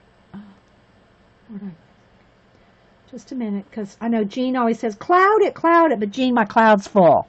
Just saying. My cloud's so full it's raining. My cloud's full, Jean. I don't want to buy space. I need to clear out my cloud. Let me title it Laura here. Okay. I need to clear my cloud. Yeah, Laura. Okay, now let me go over here to my iPad. I've got 4,000 pictures on my phone, Jean. Probably getting close to 5,000 pictures. I have plenty of, that's one thing. I bought the phone with the most, I think 120 gigs on my phone. So I got plenty of space. It's not like I'm running out of space. But it doesn't send to my iPad automatically, right? Since I ran out of cloud. Dee and chat seems... Hey, your lucky day to get here. Yeah, thanks. Well, thanks for being here, Teresa Crafting Chaos. All right, here we go. Here, let me bring it up nice and large. All right, here we go. Here's Laura's dragon. Look at the awesomeness that is her dragon. Nothing wrong with the shooting stars in the background. Let's not, wait, there's the color better, guys. Because it's wanting to flash out, right? When I lay it flat, look, see. There's the color. Look at that awesome dragon. If you don't follow her, go follow. Laura can put her link in there. But look. Look at that. That's awesome. Again, the colors are not, nice and vibrant as her original. But here's what I'm saying. I like your, it looks like he's moving. You know when you get ready to go to warp speed? And you're just getting ready to go to warp speed and you're just taking off and the stars just barely start to, go away because of the, you're moving through space. That's what it looks like. You're just getting ready to take off to warp speed. Just saying. Yeah. I know, right, guys? Jeff says, I ran out of clouds long ago. Yeah, me too. But I have plenty of space on my phone, and I do save I do email myself, and I print, have things, I have pictures and things on my laptop, my hard drive, my I have it on my phone, my iPad, my laptop, my desktop, and then I put them on thumb drives, and I also have an external hard drive. So I got something saved somewhere. Somewhere, something is saved. Okay, let's finish up this video. I forgot where I left off now. Let's see. Okay, that's pretty. All right, let me go back to the, now sharpen up the light blue and do a little blending. And then we're going to add some white. Don't feel, oh, no, it's awesome. We love to share the awesomeness of the group. Don't be silly, girl. Don't be silly. Don't get art anxiety. Don't get art anxiety, Laura. So I'm just kind of blending out some of the dark. And again, if you find that you need more, just go back and add more. I am going to have to go get some hot coffee, though. My throat's starting to get dry.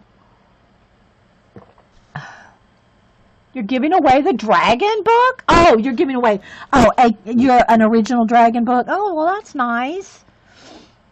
I haven't got mine yet, so I can't give one away. But I am giving away, guys. If you missed it earlier, go to my blog, inkywell.blogspot.com, and I'm giving away the first Bennett Klein book, Sketchbook 1. Okay? You don't have warp speed in Germany, Karen? Good one, Karen.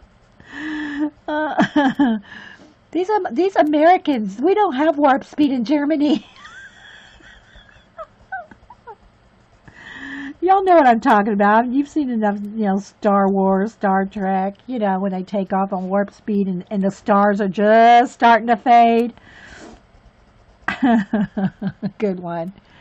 You have 2 copies, so you can give one. Oh, that's nice. That's nice. Well, put your link wherever you want everybody to go and do that. I guess you mean at your YouTube. I'm giving mine away via my blog because it's easier to keep track of everybody that leaves a comment. Because sometimes people leave comments on one video or another video or another video, and then I miss somebody and I can't find them, and they'll go, well, I left a comment, on that video a week ago. Well, that's not the video. So that's why I do it on my blog. So if you want to be in the drawing for the Bennett Klein book, you have to go leave a comment on my blog. And I don't have that many followers over on my blog. It's no big deal. It's just, it's just easier for me. You don't have to follow me on my blog, but you do have to leave your name. If you don't have an account, a Google account or something, at least leave your name so I know who you are. If it doesn't, don't just leave an anonymous comment, because I'll have no way of knowing who you are.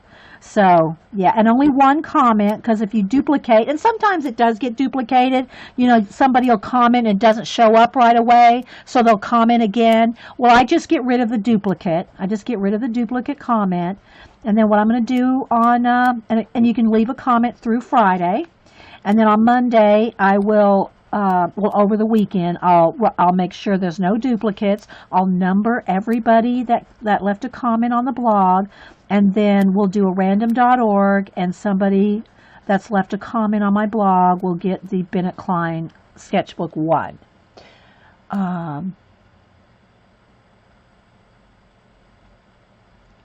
Somebody just said something about their polys are in their new home, but I didn't see who that said that. It rolled off the screen. Was that you, Kangaroo? Were you talking about your polys? Sorry, I was concentrating here and I didn't look up until it rolled off the screen. So, yeah. All right, so here I am, guys. I'm just going back and trying to do a quick little blend.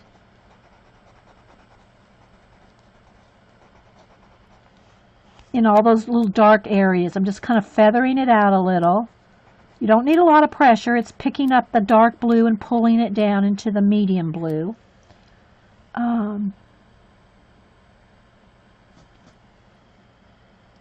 So, yeah, if you'll talk to me, put it in caps, okay, guys? So I know that you're talking to me, because otherwise I'd have to read literally every single sentence in chat. There's no way I can do that and do a project. Even though it's a kind of a simple one today, and I am able to read more chat than normal. But, yeah, it's tricky to read chat when you're doing a project. You put your polys in their... Ah! Oh, Suzanne put her polys in her new house. Good. Now, make sure that they come see the light of day. Kangaroo. I mean, Suzanne. Suzanne said she put her polys in their new home. Well, don't do like don't do like Laura did and put them in their new homes and they never come out of their home again. I don't think she's ever used her polys. Okay, I think that's good enough for me to now move on to some of the white painted things like I've started right here. Now again, this one has not been, see how there's no dark blue in that? We had just the gray blue shading, but look what happens when you add the dark blue. See the difference? See where we just put that little touch of dark blue between the feathers? Look how much more it pops. Dark blue, only the mid-tone blue. You have used them, Laura? When? Did they have a birthday or something? You pulled them out and used them on their birthday? So this is what it looks like when you add just that little, see that little dark blue? See what that difference that makes? So compare that to here. See? I mean, this looks pretty, right? It looks pretty. But look how prettier it looks when you add the dark, that little touch. That little dark touch in between the feathers just makes it pop. And we're only using 3 colors, guys. We're using the powder blue, the indigo blue, and the slate blue.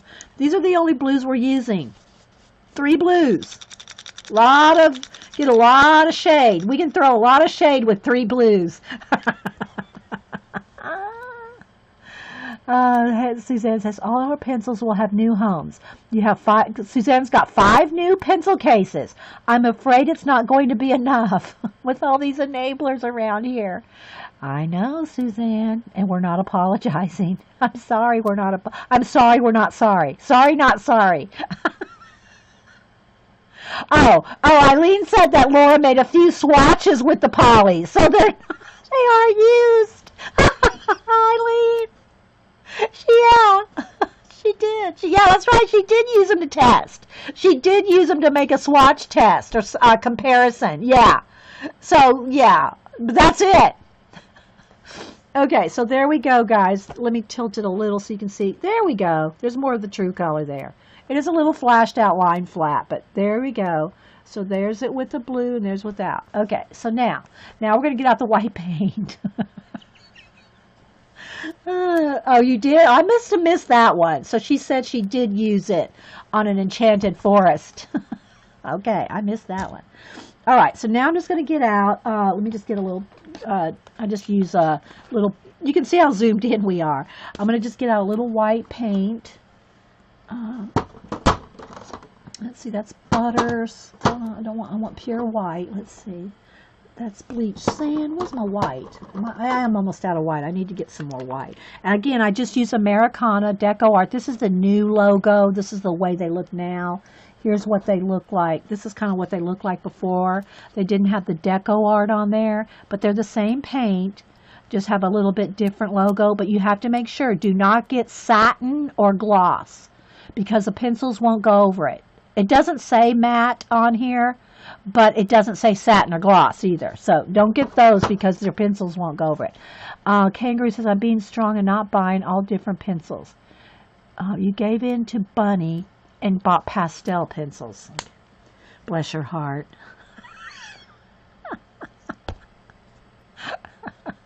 Bless your heart. All right, so I just need a little bit because I'm not going to do it. I'm just going to do this one swan because I haven't done the dark on this one yet. How long have we been here? We've been here an hour and 31 minutes. Okay, I wanted to do a couple different things today, so let's see. All right, let me get a nice little small brush here in my brushes. Kind of be a flat would probably be good. This one might be too big though. Let's see if I have a small flat. This one might be a little, see how it's flat? I mean, it's probably a filbert, but, you know, it's, let's see. I don't want a round, is what I'm trying to avoid. I want a flat or a filbert. because I want those feathers. Well, wait, let me look in this pile. I have all different piles of brushes and just little jars. Ah, here we go. Now we're cooking. See, this is what I was looking for. The smaller of the two.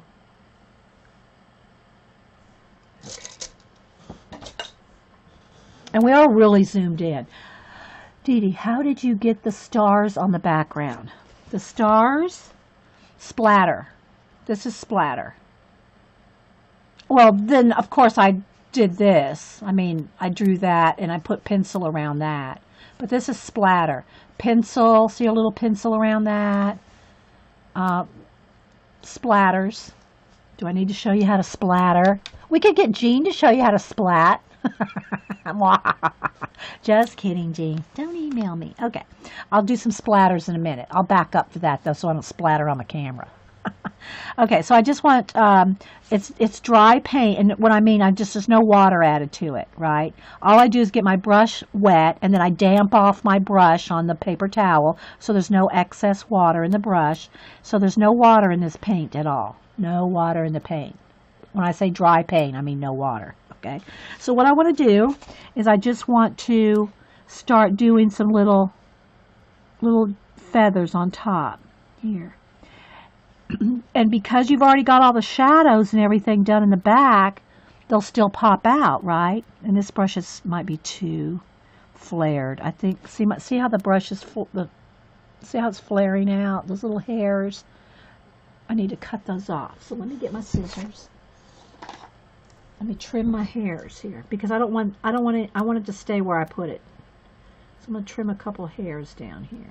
I think I got it. Okay. And you can still go back in after this is dry. Oh, the wash on the swans. What about the wash on the swans? Is just acrylic paint. Just acrylic paint wash.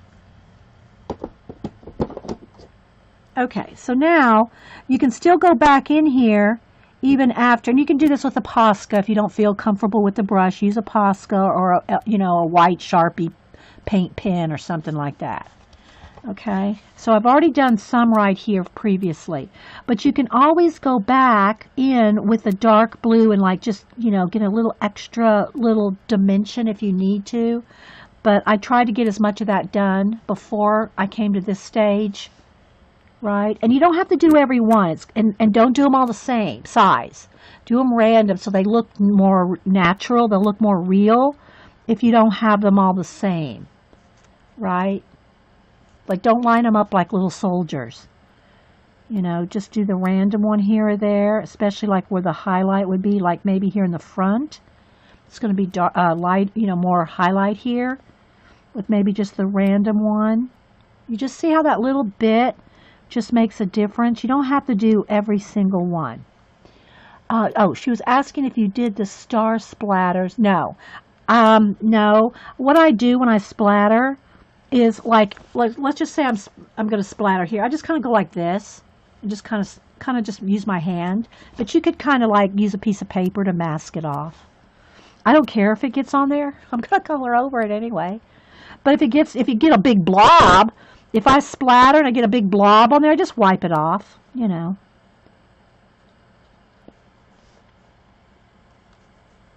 I just kind of mask it a little bit with my hand.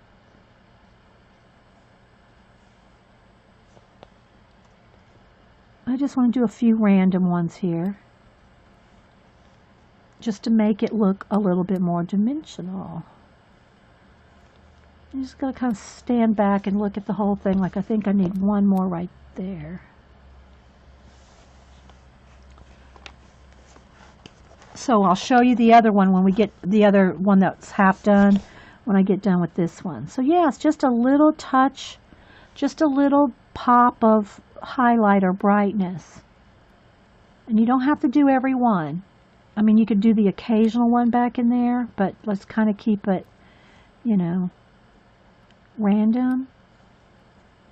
But if you have water in your brush, these are going to they're going to be they're going to wash out. They won't be that pop of white.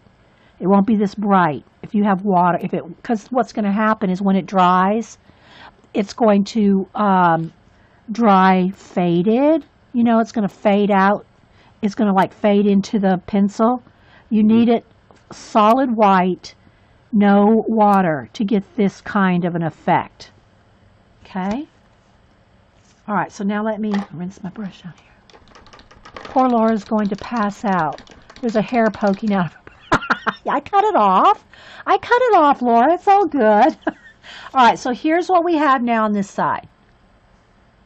And actually could use maybe just a, let me go back in here. Let me dry my brush well. Could go in here and maybe add just a couple up here on his head too.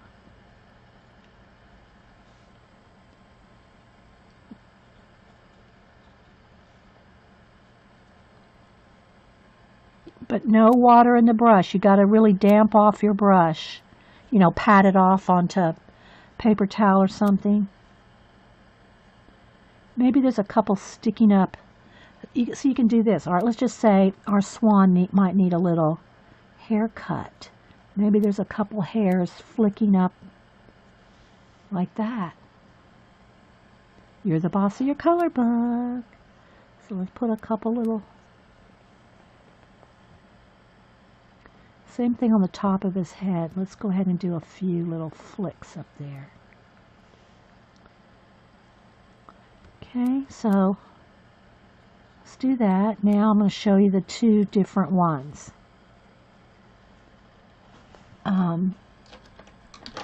Laura's probably cussing me out right now. No.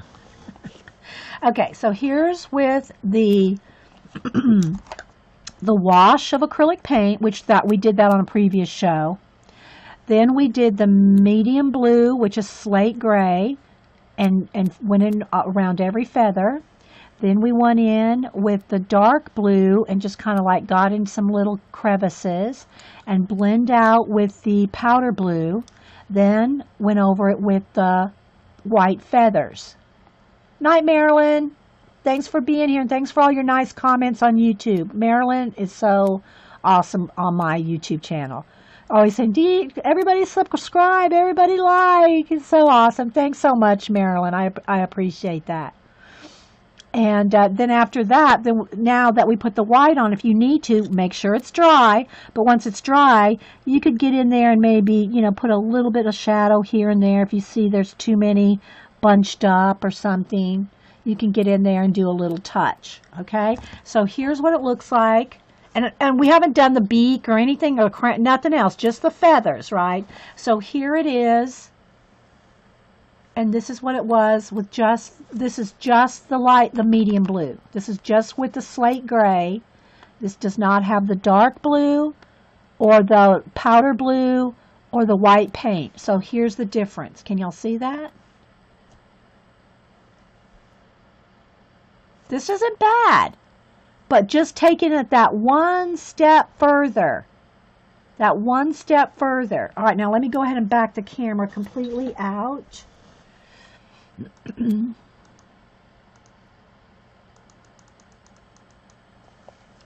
And let's refocus. Where's my card? Where's my scenery card? So there. So you can see the whole double page spread. Oh, thanks, thanks so much, Marilyn. So there's, and you can, you know, there's a bit more of the color. So you can see how far we got with the feathers here compared to here. See, here. And it's just using 3 blues. That from this. And I'll do the exact same thing on this side that I did here.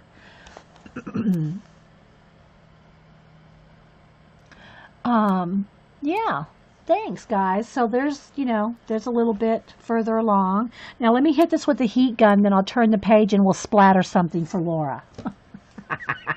All right, heat gun. I just want to make sure it's dry before I close the book, you know, change the page.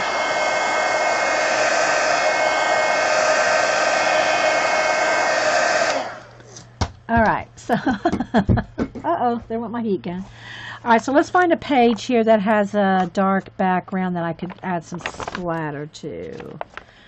I don't really want splatters on my King Kong, so I want that to look like, you know, fire and stuff going on. I'll do a little flip here. I'll just kind of flip, and when I come to a page that we can add some splatter to. So I'm doing, you know, backgrounds, and sometimes like here I used a gold pen and just drew the little stars in with a gold pen. Okay, here, we'll do this. We'll do some stars on the back of this elephant. Okay, so what I'll do is I'll just take that white paint, and this is where you do water it down. Take a spray bottle and water it down. And I like to use a brush that has some fluff to it. In other words, like, let me find one here. Like something like that's kind of floppy like this.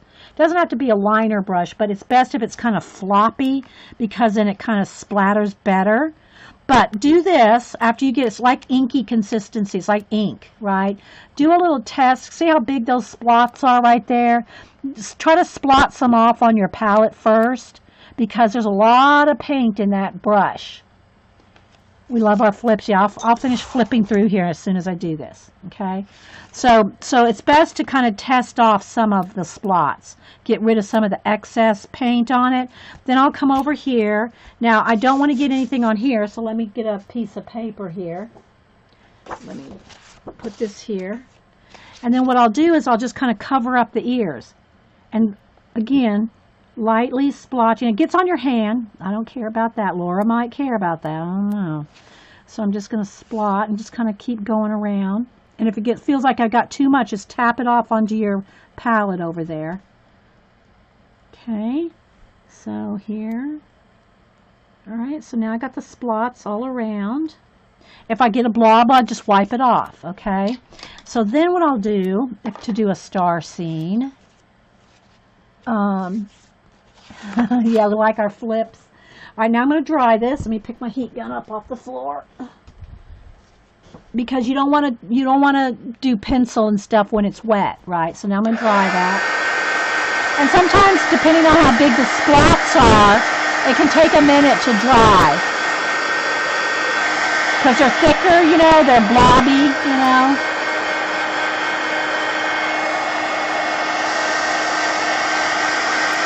Okay. Then what I'll do is I'll take sometimes an orange, a blue, a different color, and a white, which I need my white pencil here somewhere.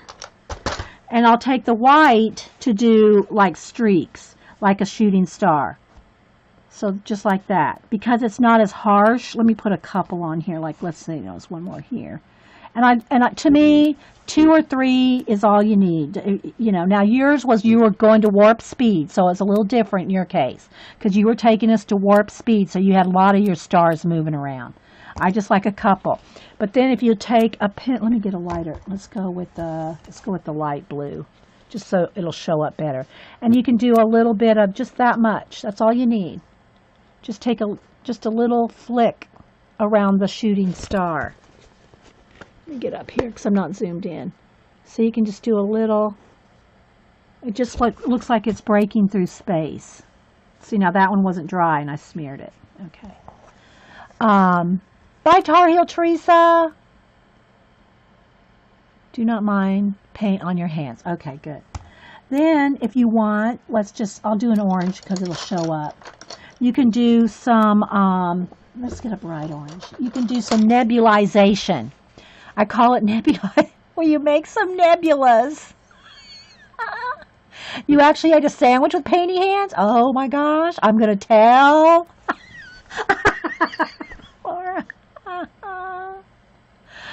Thanks, B Ghost. And then if you want, and again, I'm not zoomed in, so I'm going to kind of hold it up here. You can do kinds of, just kind of, don't do it hard. Don't just, and just do it kind of random and just a little bit like that. Maybe it's not showing. And you can do a couple different colors. Like I like orange and blue. It shows up nice.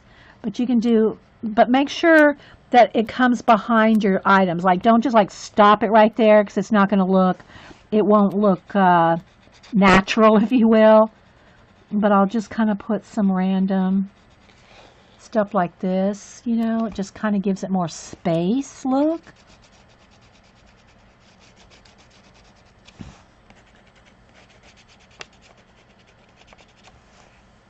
you can kind of just look at it and tell where it might need some more. But again, all your stars need to be dry, and I'm hoping mine are, because otherwise you're just going to be smearing it, right? So, yeah, something like that. And you have a space scene. Yeah, that's all there is to it. Now you can add some planets if you want. You know, you can make your own little, let's see where we can do one here. Let's do one right here. And then you can just do let's do a little bit of a planet here. And let's go maybe on with some indigo. I'm just going to make it a little, go with a couple shades of, to make it and you can do this in, you know, any kind of marble. I've used marbles, you know. And then we'll just take let's go ahead and make this like a Saturn ring.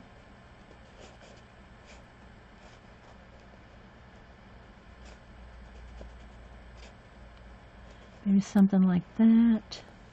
And if it doesn't show up, then that's where you got to get your paint or your Posca. Let me get a Posca. Let's see if this one's working. I got to open a new one here.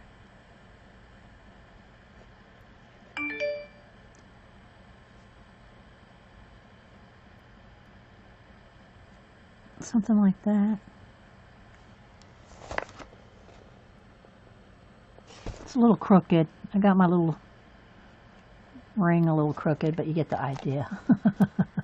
So you do stuff like that, you know, maybe have a little highlight, or you could even have a, maybe there's a star glow on an edge, like that. Something like that. You can always, you know, add a few more. If you want a few bigger stars, you know, go in here with your Posca and add, you know, add where you think it didn't splatter enough for you. Going like that. So yeah, that's just, yeah, Planet Dee Dee. So yeah, okay. So there we go, guys. Now let's go ahead and do a little bit of a flip for the rest of the page here. And you can see where we've got different things. Like this is just washes so far. What I wanted to do in this book, and we did it on one Saturday, I spent a 3 hours just doing all the washes in the background, and that's all. I'm in my teacher voice, yeah. And then so here I wanted this to look like smoke coming out of the steam pipe there on the train. So we just took a white pencil. That's all this is white pencil. It's just flat gray acrylic paint, and then just went in here and, you know, just did some smoke rings. And yeah, and then I just added that white all the way around all the creatures to make it look like they were in the smoke. So all these creatures, see how I did smoke all the way around? And I need some more little detail here. I need a few little extra curls of smoke and, you know, tighten it up. But that way, hey Ranja, I wanted this to look like all these creatures are coming out of smoke. But most of these pages, guys, have just bits done. Bits done. Like here. See, I just got a little bit of the mechanicals done on there. But I have a whole wash of blue-gray over the whole thing. Dee, can I send you a piece of coloring I have done and give you some constructive criticism? I can. I don't... email it to me, Melody. Email it to me. Yeah, email me, and I don't like doing like public, because I'm going to tell you. Ask any of the girls. Ask any of the girls that have sent me something and said, Dee, what do you think of this? I'll tell you. So email it. Yeah, email me, Melody. I'll tell you. But I mean, I'm nice about it. Don't get me wrong. I'm not going to go, oh my gosh, what a crap something. I don't do that, guys. But I will tell you, and it's just what I would do. It's just my opinion. It doesn't mean that it's my way's the only way or the highway, right? It's just how I would do it. But again, realize that, guys. If you ask me what I think of something that you email me, I'm going to tell you how I would attack that problem or what I would do. But that doesn't mean it's the only way, right? So just saying. Yeah, well, yeah, I've only done, and again, I've only done a little bit on each page because I want to show the different techniques. Here we just did some random glow around the little bugs, but I'm not done with them. I'm thinking I might want to go with now some, white, even more glowy. So maybe some more orange in there.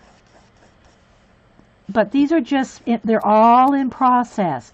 There's a couple pages done, but for the most part, they're all in process. Because that's how I feel. Because this is one of the books I want to finish from start to finish. I do want to complete this book at some point, but I know myself, if I try to go from just page one or, finish a whole page before I move on, I won't finish it. But if I do a little here and a little there, then I know I can do it. I can finish the whole book if I do that.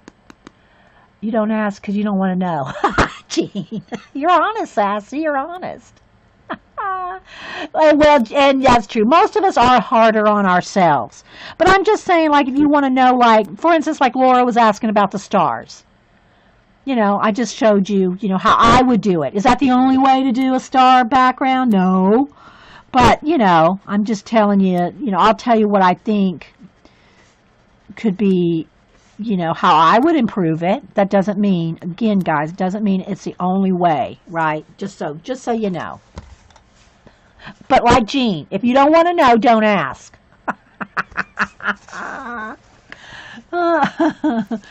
But, yeah. Okay, so let's keep going. So these skulls just have, see how it's all modeled? Like this is kind of, I think this is a, what kind of maroon color was this? Was this Heritage Brick? This might have been Heritage Brick watered down. But you see how I try to keep it a watercolor look? I like that look before I start putting pencil on. Okay?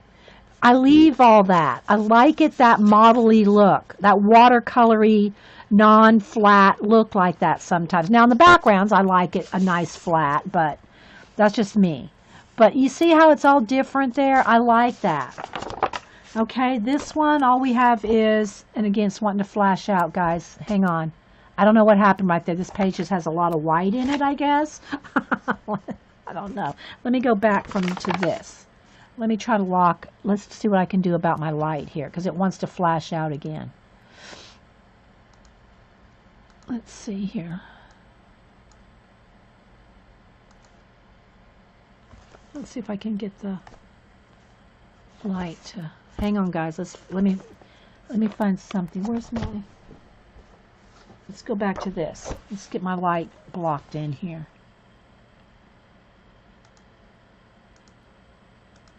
There we go. I think that might do it. Yeah. Oh, there it goes again. So it's just the white paper, guys.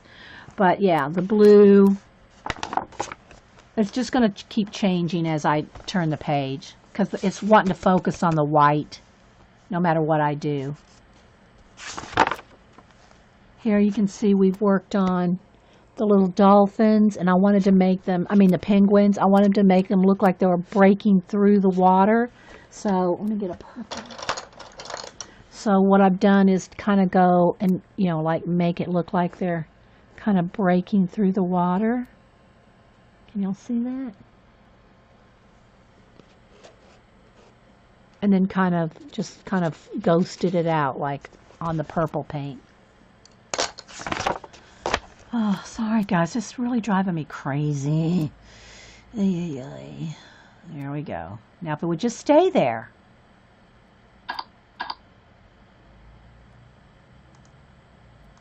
Let's see what happens when I turn the page. Because there's the color. Now let's see what happens when we turn the page. Oh, I think I hear my mailman. Okay, so this one I did finish completely on this side, and I did not color the little creatures on here on purpose so that you could see the difference. This is all stickles. That's all stickles on there on top of the spider web, and I just love the way that looks. I love the way the stickles are. Is he getting out of this truck? So, isn't that awesome, the way the stickles makes that? Again, just a background. Some mech moths, which I've only done, and again, I wanted them to look kind of like they're going. Yes, I know, I do that sound every time I show this.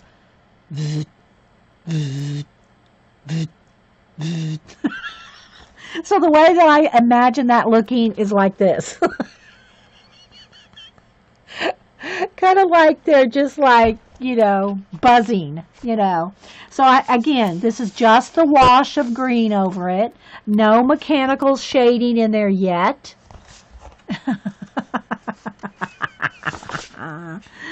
This one I'm going to do an underwater tree. So the tree is going to be underwater. This is eventually going to be all waves. This is all eventually going to be waves that I'm going to work it out with waves. But I haven't done that yet because I want to get some other things on here first. But all this is all going to have like a wave effect here, like ocean. And same thing for around here. It's all going to be curly. It's going to be wavy. So, yeah. I'm buzzing. But yeah, it's like vibrations. That's what the word I was looking for, Jean. It's like they're they have vibrations. You know. Okay, where is it? Hang on. I know I got it. Where's my electric? Hang on.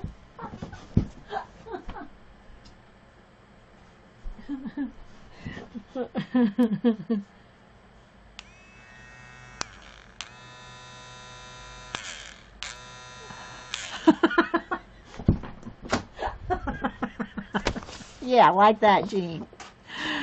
And then here's a deer, and we started doing a little bit of the tiny little details in this horn. You can see some of it there. We got some little details going in the horn.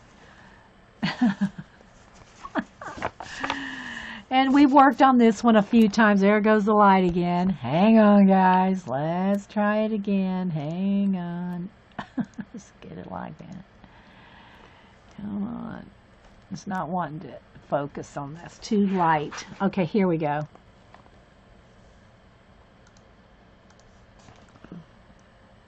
Can you kind of see how we've done a lot of orange and blue on this one? And green, lime green dragon.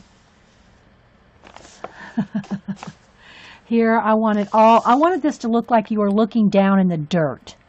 So I'm doing all kinds of like real model-y looking dirt, and I'll probably splash in some brown. Well, let's do that real quick.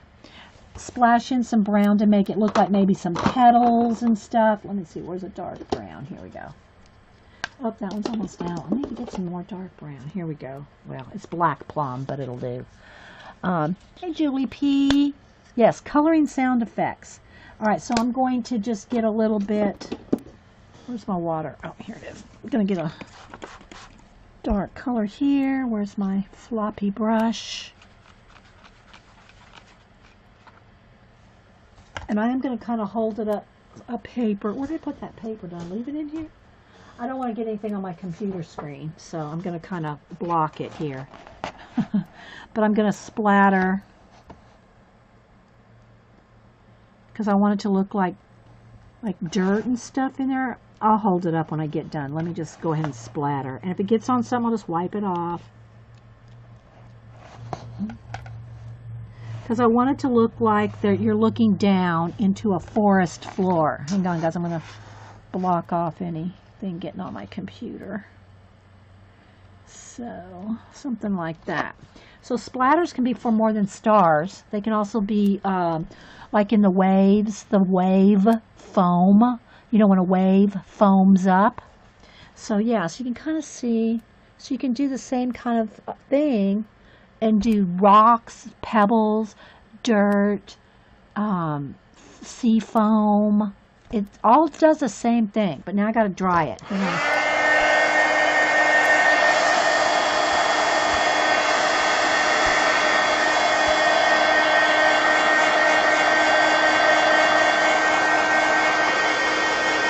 And again, all I've really done is just wash in the bunnies in different colors. There's no shading or anything yet. Well, except on that one. We did do that one.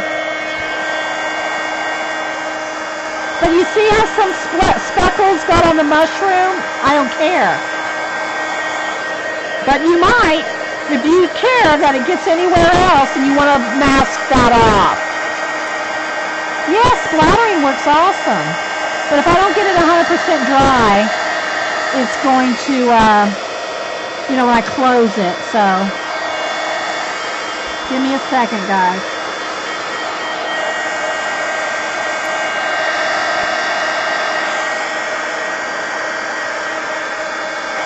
Let's get this dry so I can go show another page. Okay, I'll just, let me get a piece of paper to put in between. Because that way, there's some scrap paper here somewhere. All right, hang on. Let me find a piece of something.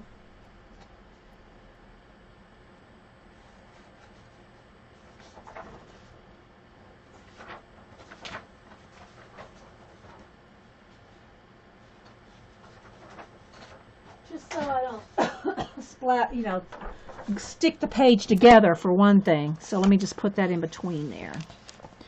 Okay, so then we have the blue background here. And then I got to wash a blue on a lot of this here. That doesn't mean that's all going to stay blue. I can add browns and copper and all kinds of other colors on top of the blue. But I have that blue base to work with, right? Okay, the shark, I have the fish breaking through the water. Here's the little turtle, so you can see how the light blue. So there's that. Again, all he has is a wash on it, no shading yet. I'm trying my best to do big chunks in these pages, so I finish them, right? And that is magenta, hot pink magenta that's not showing up. I think I got it. Maybe let's go back. Play with the light again. Let's brighten it up just a little. There we go. There you go. You can kind of see it. This one I haven't done anything to. Nothing. Okay, this one I did I did a full wash over all the birds. And then I did go in here with the brush. Now this one was a little tedious. I went in there with the brush and painted the background the turquoise with a tiny brush. Okay, so I'm going to kind of have it fading in so you can see how I've just kind of pulled the paint in like that because I want it to look like they're breaking out like that. So, and then here's some jellyfish. Again, just with the wash, nothing else done.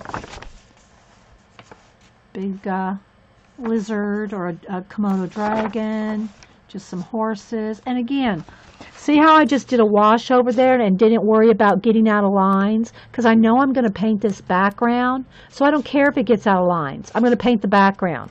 So why be fussy in between every one of those hairs when I'm going to just paint the whole background? Snow leopard. This one I wanted to show you when you can use gel pens on the tiny bits. So this one I just used 3 or 4 different colors of gel pen to do those tiny bits.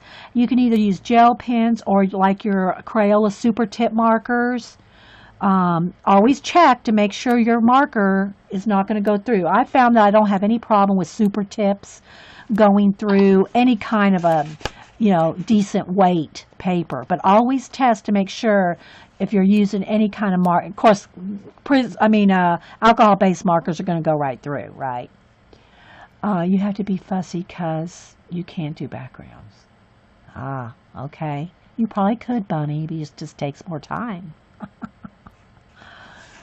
So anyway, on the tiny little trees, I just went in here, and some of them are glitter gels. I don't know if they're going to sparkle for you, but some of these are glitter gels. So I just went in. This is another way to approach a page, is go find all the little things of the same thing. Okay? Like I went in and I did all the trees and a little bunny. But I went in here and found all the trees and colored them. I think I had 3, maybe 4 shades of green gel pens. Okay, do you know? Crayola has a fine tip watercolor marker. I just like my super tips. I like them. But yeah, I know that they do have other watercolor markers. Yeah. So, but this is all gel pen because some of this is very, very tiny. So if you need something that tiny, then a gel pen or a super tip marker, either one, are good for that. This one, again, what did I do with, this is marker. This is marker. And then just the camel, just has a wash on him. No shading yet. I email coloring. Oh, okay, thanks, Melody. I'll look at it after the show. Thank you. Again, there's a whale tail. Didn't care if it got out of lines. Just did a quick wash on it because I'm going to do a background. Same thing, and I probably did this on purpose to show you. Look, I went all out of line. It doesn't matter if you just put a wash over the whole thing if you're going to color in the background. Maybe I'll take a minute to do, because we have a little bit before it's 2 hours here. Well, no, we're right at 2 hours. I used to think I couldn't paint backgrounds either. Now I do it all the time. Yeah, I mean, it depends on how some of us are fussier than others. I'm just picking on you, Bunny. Here's some seashells with all kinds of, stuff coming out. Again, just one wash. Some has, a little bit thicker paint and a little bit more watered down. But don't get it, you have to water your acrylic paints down or you won't see the lines through. If I just use straight acrylic paint, you're not going to see those lines. So you have to water it down some, at least. And then here I added more water. So I like that watercolor look, right? You're welcome, Samurai. I know that's not her name, guys. I like to call her, I make up my own names. Here we just have some slugs. Again, not caring if the background gets paint out of line. Here's where we did some different tests. Which was the toothiest, which was the slickest. The Koi watercolor, the Crayola watercolor, the Canson, that was the toothiest, along with the Lowe's Cornell from Joann's. Here's some gouache, a cheap set of gouache. So we did a little test on that. Here's, again, just a gray wolf. See how it's all out of lines? It's all going to be painted out. Whether black, brown, blue, a dark color, I don't know yet. Same thing, here's the eagle, a wash of brown. Horse, wash of tan. And then there's all the hidden things that are in the book. So let's go back over here. What one did was it the owl, I think we're looking at?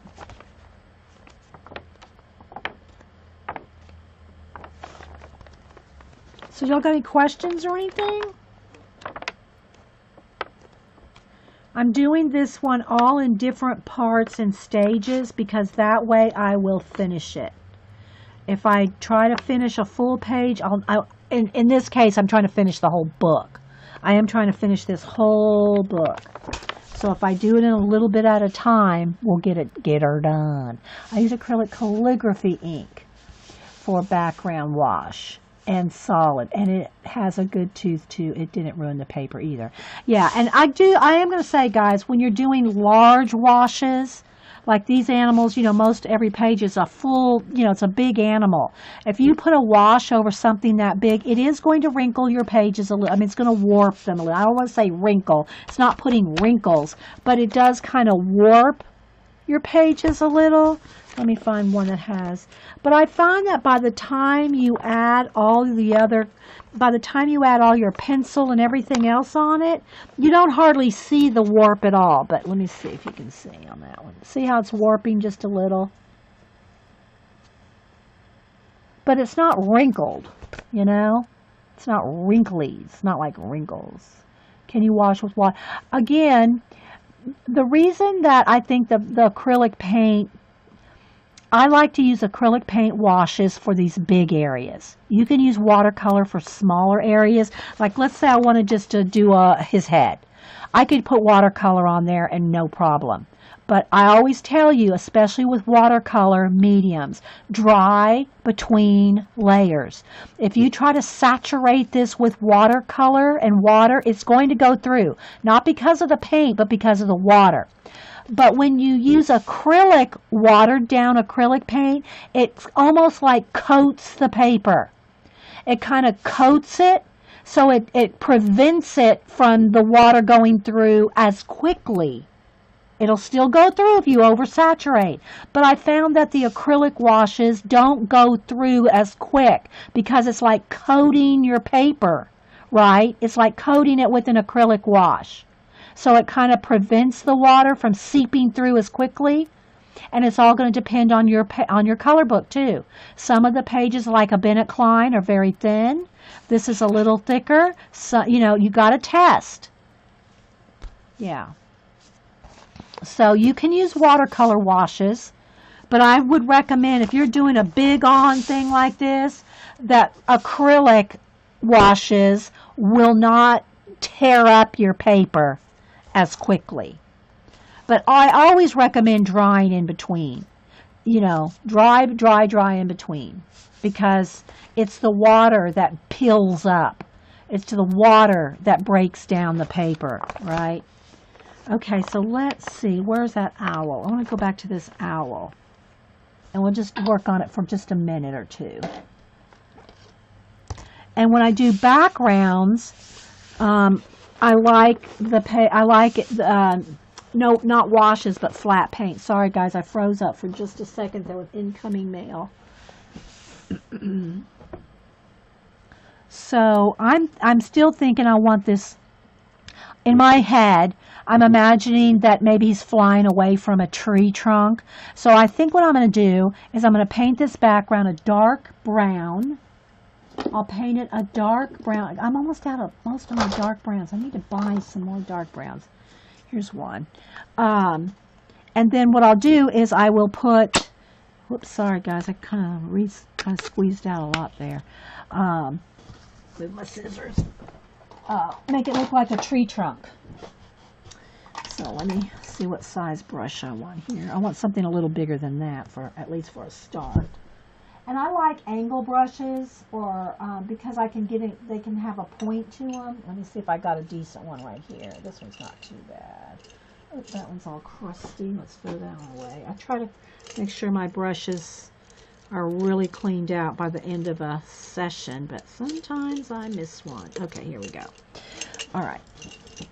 So this one's a little bigger than I want, but I just grabbed it. But I like angle brushes, because angle brushes, you have a point on them. Okay.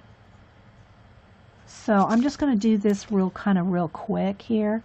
So, and I'm going to have to turn it. Let me move some of these pencils out of the way. And the heat gun, so I can have room to turn, because I want a straight angle, right? All right, so what I'm going to do is I'm just going, oh, wait. We got to put something behind. I don't want to glue my pages together. There we go. So you can see where the page ends. So if you put something behind, you just go right off the edge, right? Not worry about it. So I'm going to go in here. And some paints, some acrylic paints, like certain blues, red, lime green, are more translucent, and you might need 2 coats. For the most part, I don't need 2 coats, but every now and then certain paints like blue, certain ones you might need 2 coats. But for the most part, I found that just by scrubbing like this and kind of getting it kind of thick, that it'll cover the whole, it'll cover in one coat for most colors, right? Most colors. All right, now this brush is probably going to be a little too big to get in some of there, but I wanted to get the top edge. I want to get the top edge of this owl. And if you keep a wet brush, the paint is wet enough to keep moving it along. And just kind of go around that feather.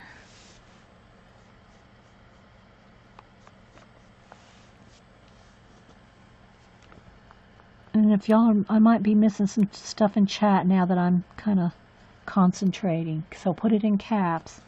There's a couple little floating feathers there. All right, so I'm going to get as close as I can. Then I'll go in there with a tinier brush on right along the edge of some of it, or in some of those little crevices like that. So we'll just do this for a couple minutes because we're almost out of time here. I think it's about 2 hours and 20 minutes is about what you get before you get cut off. And, I mean, I can always start another one, but I'm not to do this. Hey, Mel, how's it going? All right, so I'm going to move my paper over here to this edge. So again, I'll get a smaller brush to get right up on some of that. If this was a new brush, I could probably get in there, but you can see how flared out it is. How flared out it is. Hang on, guys. Let me see if this is...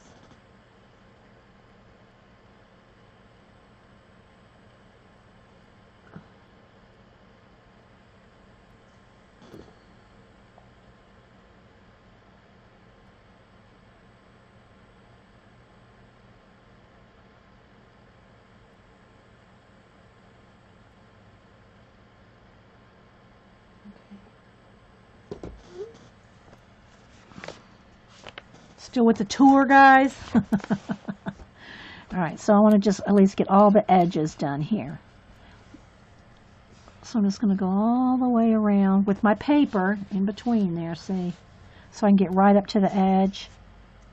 I'm going to use up this brown paint here.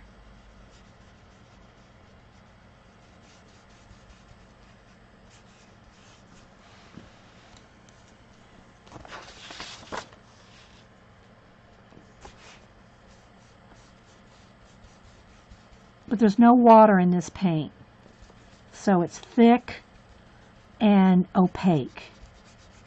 But even if you do this with certain blues are still a little translucent. So it depends on, you might have to put 2 coats of certain colors, but this is really thick. I mean really opaque, my brown is here. All right, so now that I've got all the way to the edge of all of it, I can move that paper out of the way and come back up here. Let's get up here in this crack. And it is going on the other page, but I'll worry about, you know, whatever color. I don't even know. Maybe it'll be brown. No, it'll be blue because it's water. But I'm not really worried about it because I'll just paint over that. All right, so let's just, again, I wanted to kind of show you how the tree trunk thing I have planned here. So let me just keep...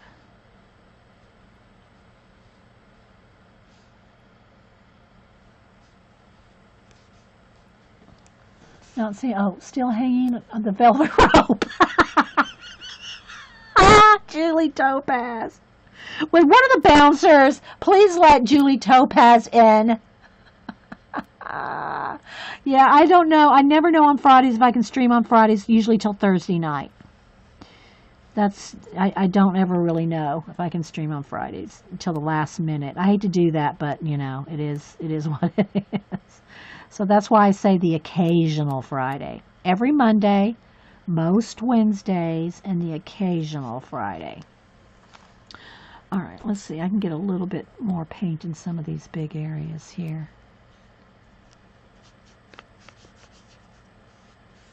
It's just so quick to do it with a big brush as far as you can take it. And then we'll go. See, it's not taking that long, is it? All right, now let me get a smaller brush here. Okay, it's just a little flat.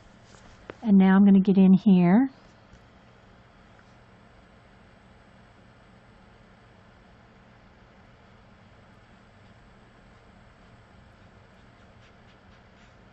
And And you don't have to hurry. I mean, I am kind of hurrying here to get this.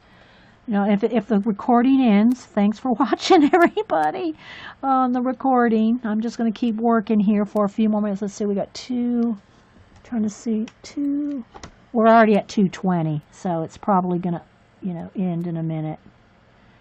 All right, so then let me just not do this the rest of this right now, because I wanted to show you how I'm going to do a tree.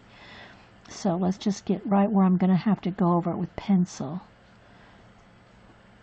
And I'll do the rest of the sides here later. But see, I need to get in here in between every feather here with a smaller brush, because he's got kind of like mechanical wings. They're kind of pointy. Some are pointy, some are arrow shaped. There's different shaped wing because it's mechanics. He has mech wings.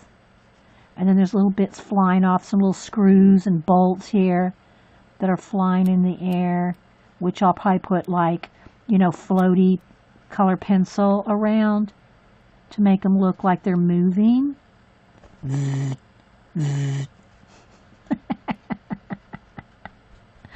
All right, so let me just go ahead and get up here around his head. But anyway, I hope y'all enjoyed it today. I don't know, did Janet say she's streaming today? Janet, have they trick-or-headed you into streaming yet? All right, I got to get a little bit more close to the body here, because the tree trunk is the demo part is going to come right down through the middle of him. So I have to have the background done here too. So let's keep rolling here for just a minute. So yeah, I wanted to show y'all how I'm going to make the whole background look like it's a tree trunk. But I will have to finish painting it all to do the whole tree trunk, but I can show you a start. So let's get some of this right up next to the owl's body here.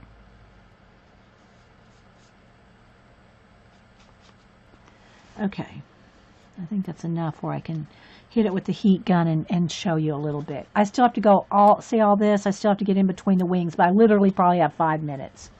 So let me dry this. I mean, I can stay here with you guys. If the recording ends, I can stay for a few more minutes, but I'm not going to do another recording on just this little bit. We'll continue it on another Imagimorphia day.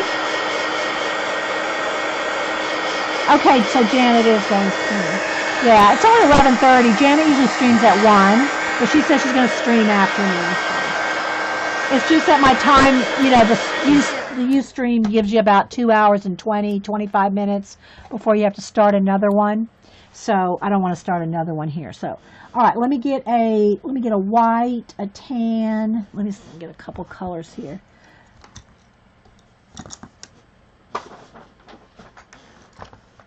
A tan, a cream, and maybe a sienna color. Let's just test these. I don't know if this will be good enough, but yeah. And I did miss a little bit up here. See, I need to paint that some more. See right there and right there. But I'm not done with the sides yet, but I wanted just to kind of, now I'm going to take a cream color, and I'm imagining the whole background, right? The whole background is one big tree trunk. But I'm not going to do much over on the sides here because I've not finished painting. I want the brown's got to be painted in first. But what I'm going to do is I'm just going to kind of start kind of making this look like a tree. And if you don't know what one looks like, you know, just get out a reference. Look what a tree trunk or some nubby tree wood looks like. I'm just kind of blocking it in here. I'm going to have some nubs and, you know, all kinds of thing here. Because I want it to be like a tree trunk. Okay. I'm going to carry it straight on down. Straight on down. Just kind of following my lines straight on down. And just kind of do that.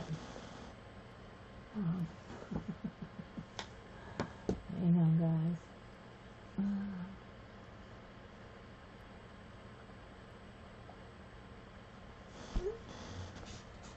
And see, you can see here why I can't finish that because I'm not finished painting this. So I'm going to kind of stick with right here in the middle. Okay. Because I want to make it look. So I've just kind of got it blocked out a little bit.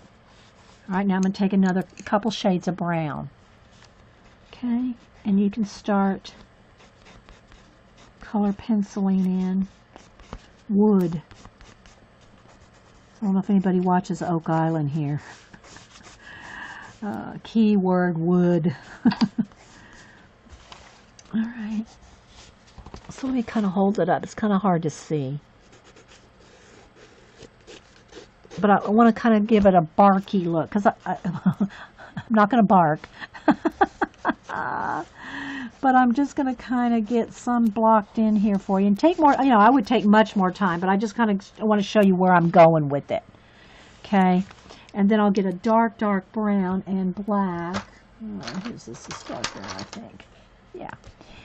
That may not be dark enough. Let me get black.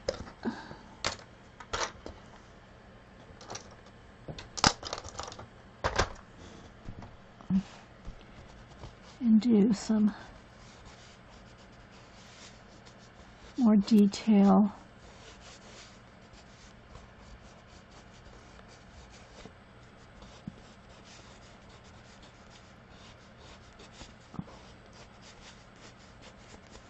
And shade and blend and other things. But I just want to kind of show you the idea. See, I want it to be a wood grain. Now that light color's too light, but I can go over it with a like the sienna here. Just kind of show you here. Just to knock it back. Knock back the beige color that I kind of planned it out in. So this will knock it back.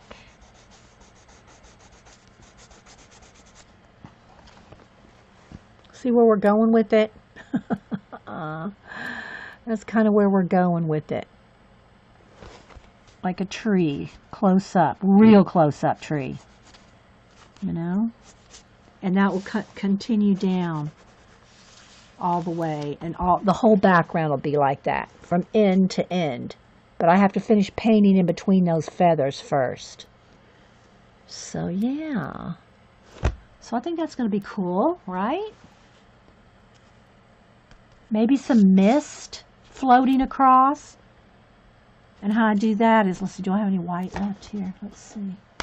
I'll just pick some up on my finger just to kind of show you. So then, because this is my plan for the page, but I don't have time to finish every single thing. But then we can mist. So we can just kind of mist across here. And this would be at the final stage, guys. This would be after I need a baby wipe.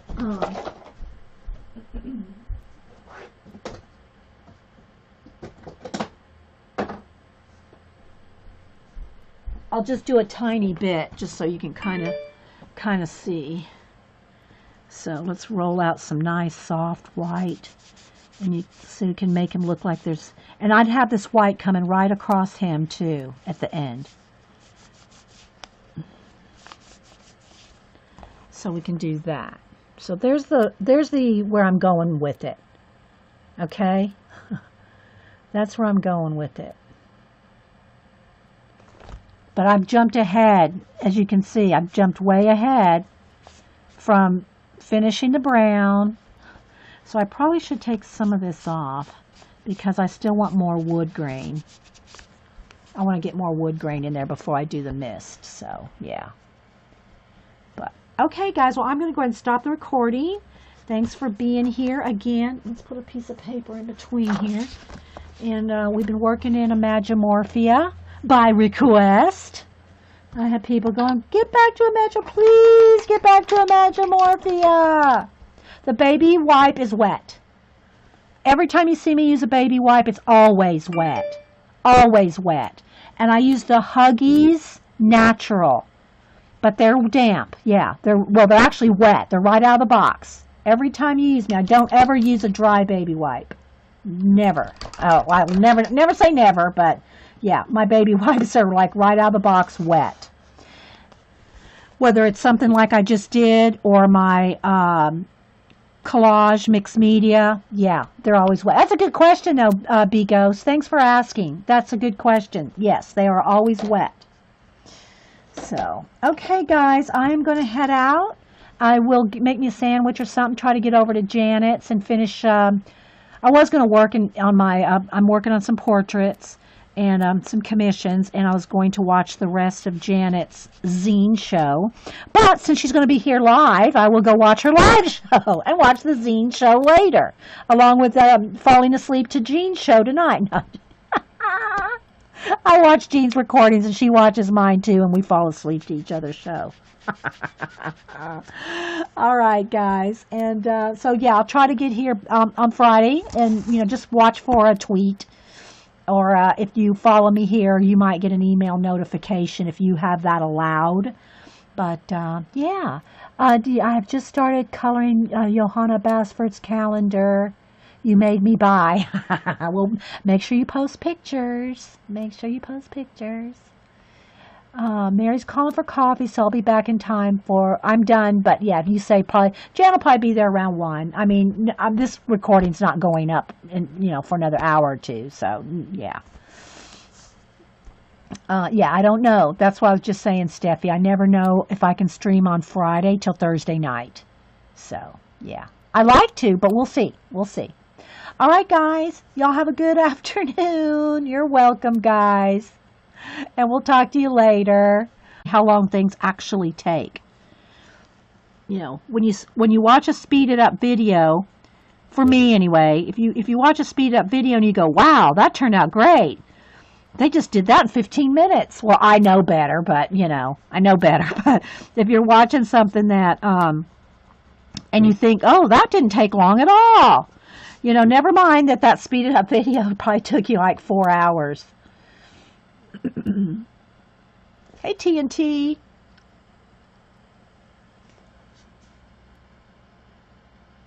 I'm going to keep coloring, and I'll try to keep, glancing at chat for things in caps.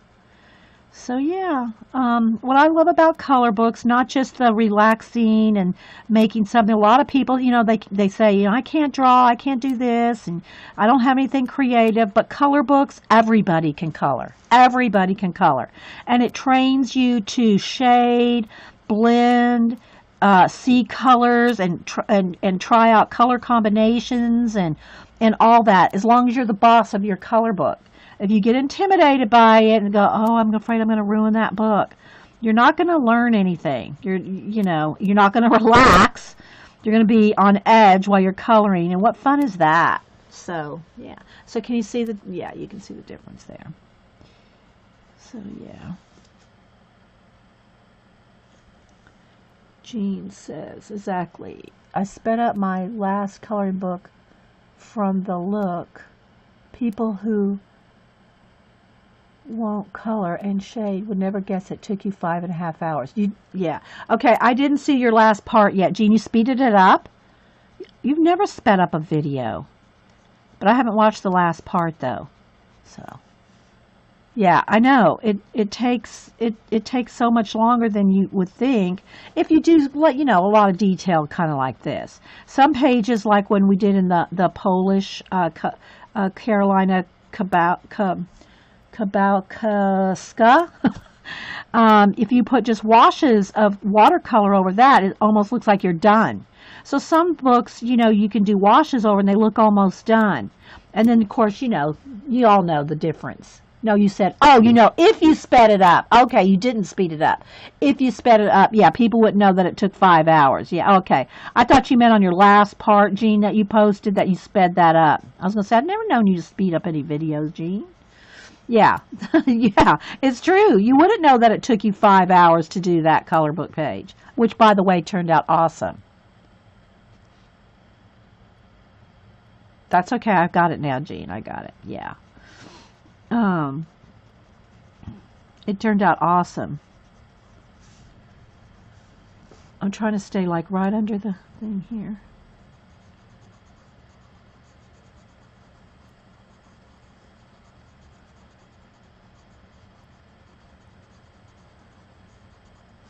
So it's just a little bit of shading just to make it look fluffy.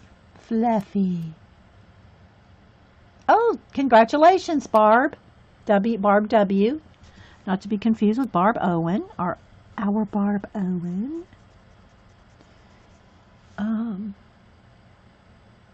Yeah, it really did, Jean. It looked awesome. I have to watch part 2. I've been watching Janet's, where she had the secret stream where y'all made my zine. Oh my gosh, that's hilarious. Those girls.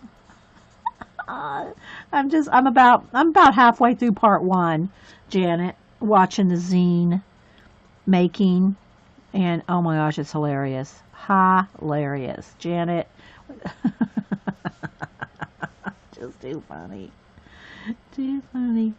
Okay, now we can get back to making fun of Dee Dee. Or she just said getting back to making fun of her. I had to tweet that out when she said it. It cracked me up. And I know Eileen was in the background. No, do this. Let's do this one. There we go. Now we're cooking. Now we're cooking. Yeah. Okay. So yeah, I have a lot of people asking me to continue working in Imagimorphia.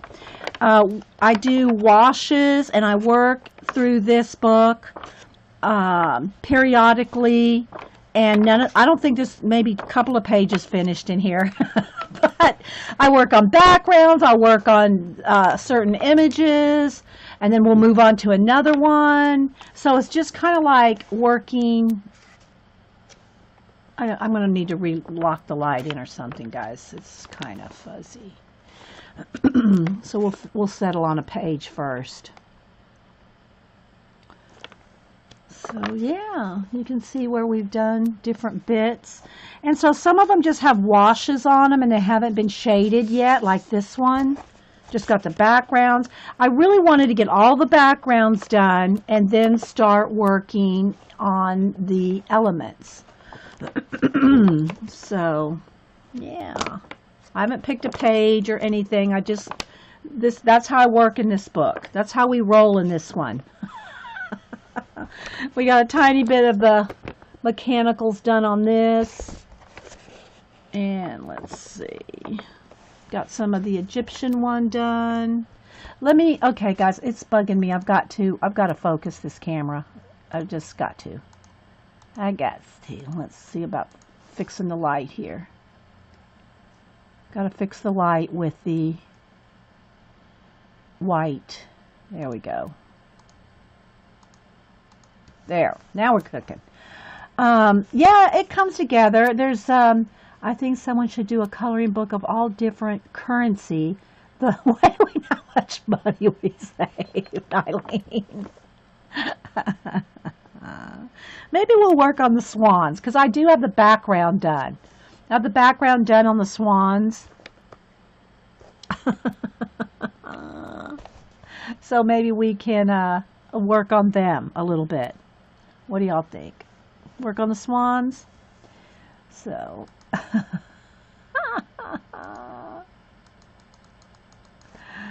Okay, let's refocus. If I can get it to focus here. Might need to get out my sherry card. Get out my sherry card, because that always seems to pull the light in, or pull the focus in. There we go.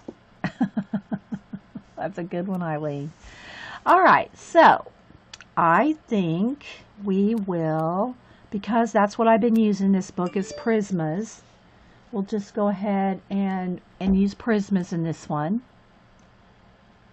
Hey, honey Jill. And let's see, maybe, do I want to do any other shading with this, or just go with Prisma? Maybe we'll just go with the Prisma, because that's what we've been using on this page.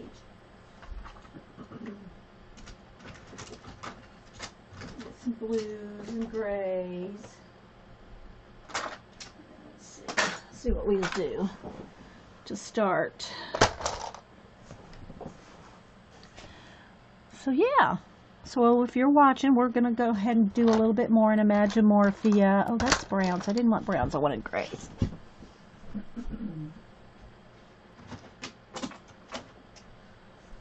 Alright, so let's first pick some blues. some blue grays and just work a little bit on the swan shade. Swan shading. That's too green. We'll go with a really light blue. I got to sharpen. If y'all have any questions, put them in caps. Thanks everybody for being here. I also want to get it back into some more altered Eileen book. I had so much fun with that last page with the calendars. I love doing my collage. Okay, maybe do I want any indigo because that will help tie in the background? Maybe that's probably all the 3 colors I need. Do I need another gray? Probably not. Okay, we'll keep it with these. All right, let me sharpen right here to the side. If y'all have any questions, put them in caps. Color along, either with this book or whatever book you're working in. Just going to do a little shading. We're going to throw some shade.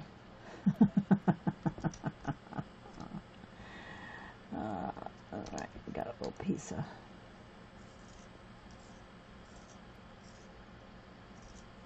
Oh, you got Laura to buy the full set of Neo 2s?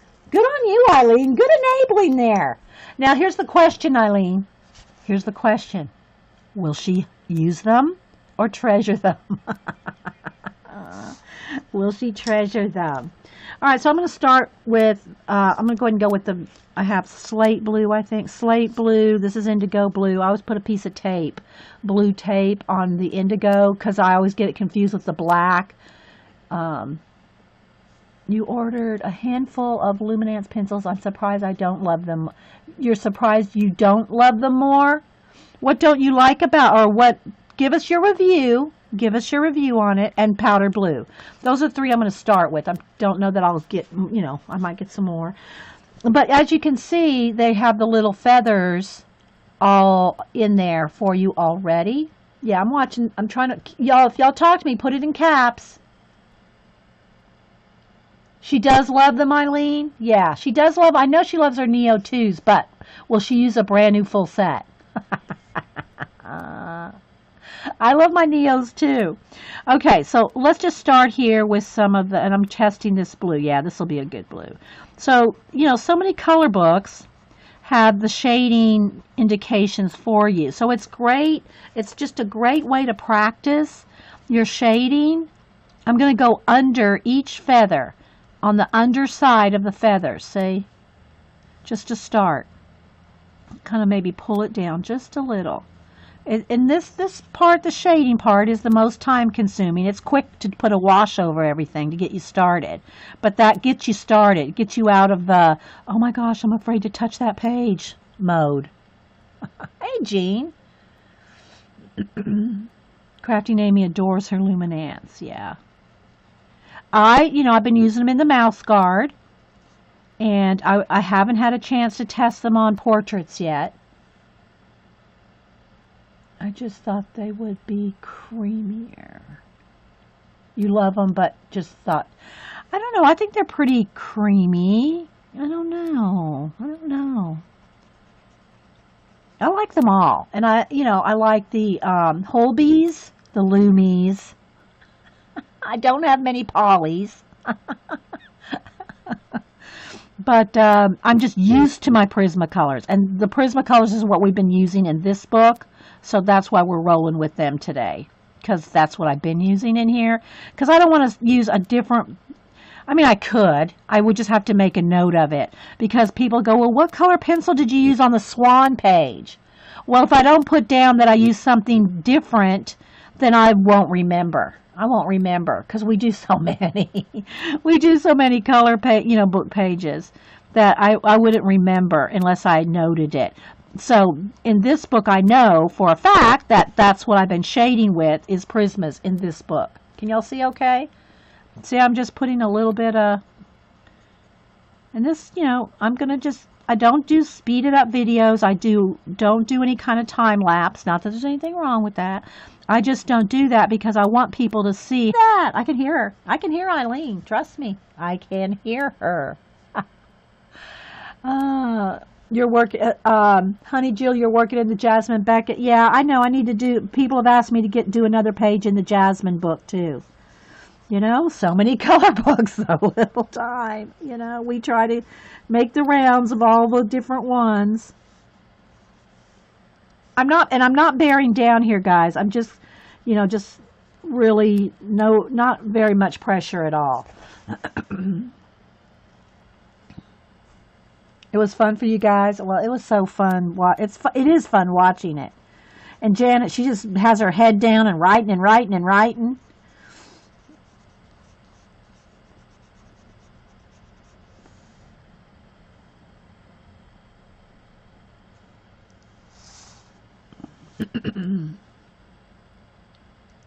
That's okay. We all do typos and can't type some days. Trust me, we all do that, right, Jean? Jean has some funny ones. Jean has some funny typos.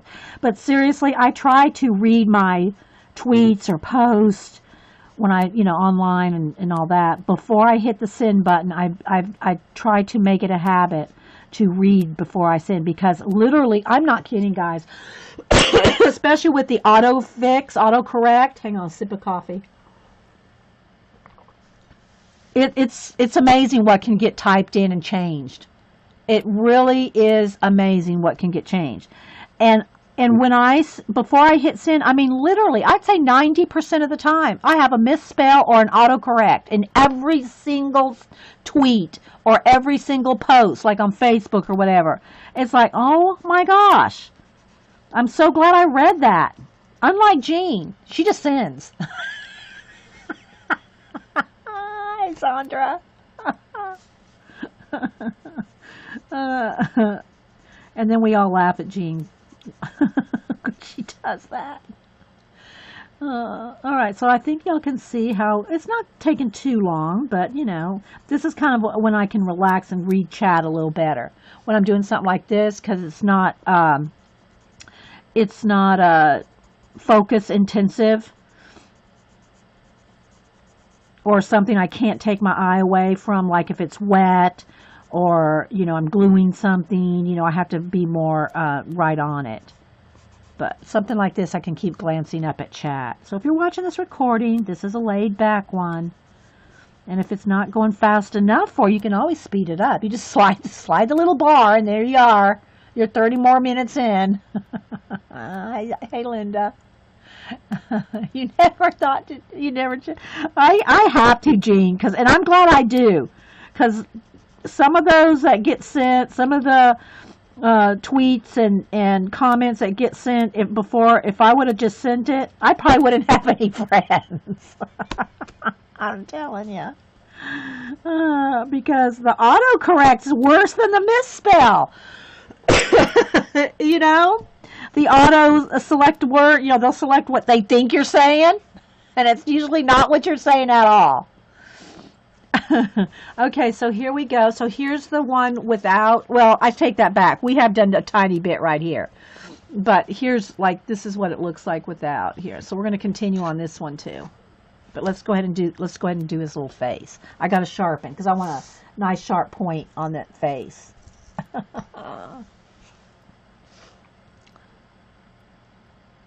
Okay, so let's just get in here and do a little shading. Because these are tinier feathers on the face, so I just want to kind of just roll around each little feather just a little bit. You can see the difference that shading makes. But the thing is you have a wash of color, but I didn't wash over it like a solid. It's not a solid blue. You can see. Okay, welcome everybody. Coffee and Art on Wednesday morning. Thanks for being here. I'm Dee Dee. You're watching a live show on Ustream.tv with a live chatty audience. We are a chatty group. Warning. Will Robinson, chatty group. So anyway, yeah. So if you're watching on YouTube, thanks guys for watching over there. I did get two little things of happy mail. I got this birthday card. I got a birthday card from Mick Carroll in Australia. And look, she did the fish. Oh my gosh, it's awesome. it's. I think I did show it on stream like a week ago or something when she first did it. But look, she said made it into a card. It's awesome. It's awesome. Thanks so much. And then I got a little color page from Marie Lavie. That's how I like to say it. And look, she put all these little sayings all around it. So let's see if we can get it to not flash out, because you know the camera doesn't like white. When I zoom in for the coloring, we'll try to readjust. So she colored this. Look, guys, that's a lot of coloring right there. That's so pretty. And then she goes, Dee Dee, the greatest teacher I've ever known. Well, I don't know about that, but I appreciate it. Happy birthday, just saying. Vern, Bandit, light layers, coffee and art in the morning, clutch your pearls. Don't email me. Fussy cut, Posca, Wingnut. What else do you see? Bandits guarding the minibar. So thanks, Marie. I know. Oh, okay, Teresa. So she was saying that Hannah Carlson's new book is called Magical Dawn. Okay, thanks. Thanks, Teresa. I know, isn't that pretty? Let's see, I have to tilt it so you can see the colors because that flashes it out. But there's the colors. Isn't that awesome? Yeah. I love that. Thank you, Marie. I love that. So what we're going to do today, and there's also a book called Twilight Garden. For those y'all watching the recording, everybody's talking about the new color books coming out. Oh, thanks, Michelle. They're talking about the new color books coming out. And so, yeah, we're just chatting about those. Yes, thanks. Yes, it's my birthday month, Zoe. Thank you. So I've been getting so many people asking me to continue working in Imagimorphia. So I will probably, let me just drop the camera down, and then we'll probably have to zoom as well. But let's just, so I can drop the camera down. Hang on, guys. I'll readjust it here in a second. Get it down here, and I'll refocus. Let's move this. Well, let me keep this here for a minute while I refocus. Hang on. Let's refocus since we're going to be kind of close up here. Let's see if we can get it. Come on. Come on, focus. Focus. Focus.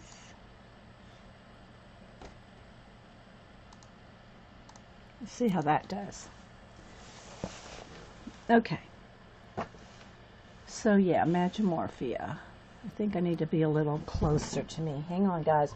Let me readjust. I don't want my camera to fall. I don't want to do a face plant here. Hang on. All right. I gotta readjust. Look away if you get dizzy. I have to do a little bit of adjusting here so we don't do a face plant. That one's too big.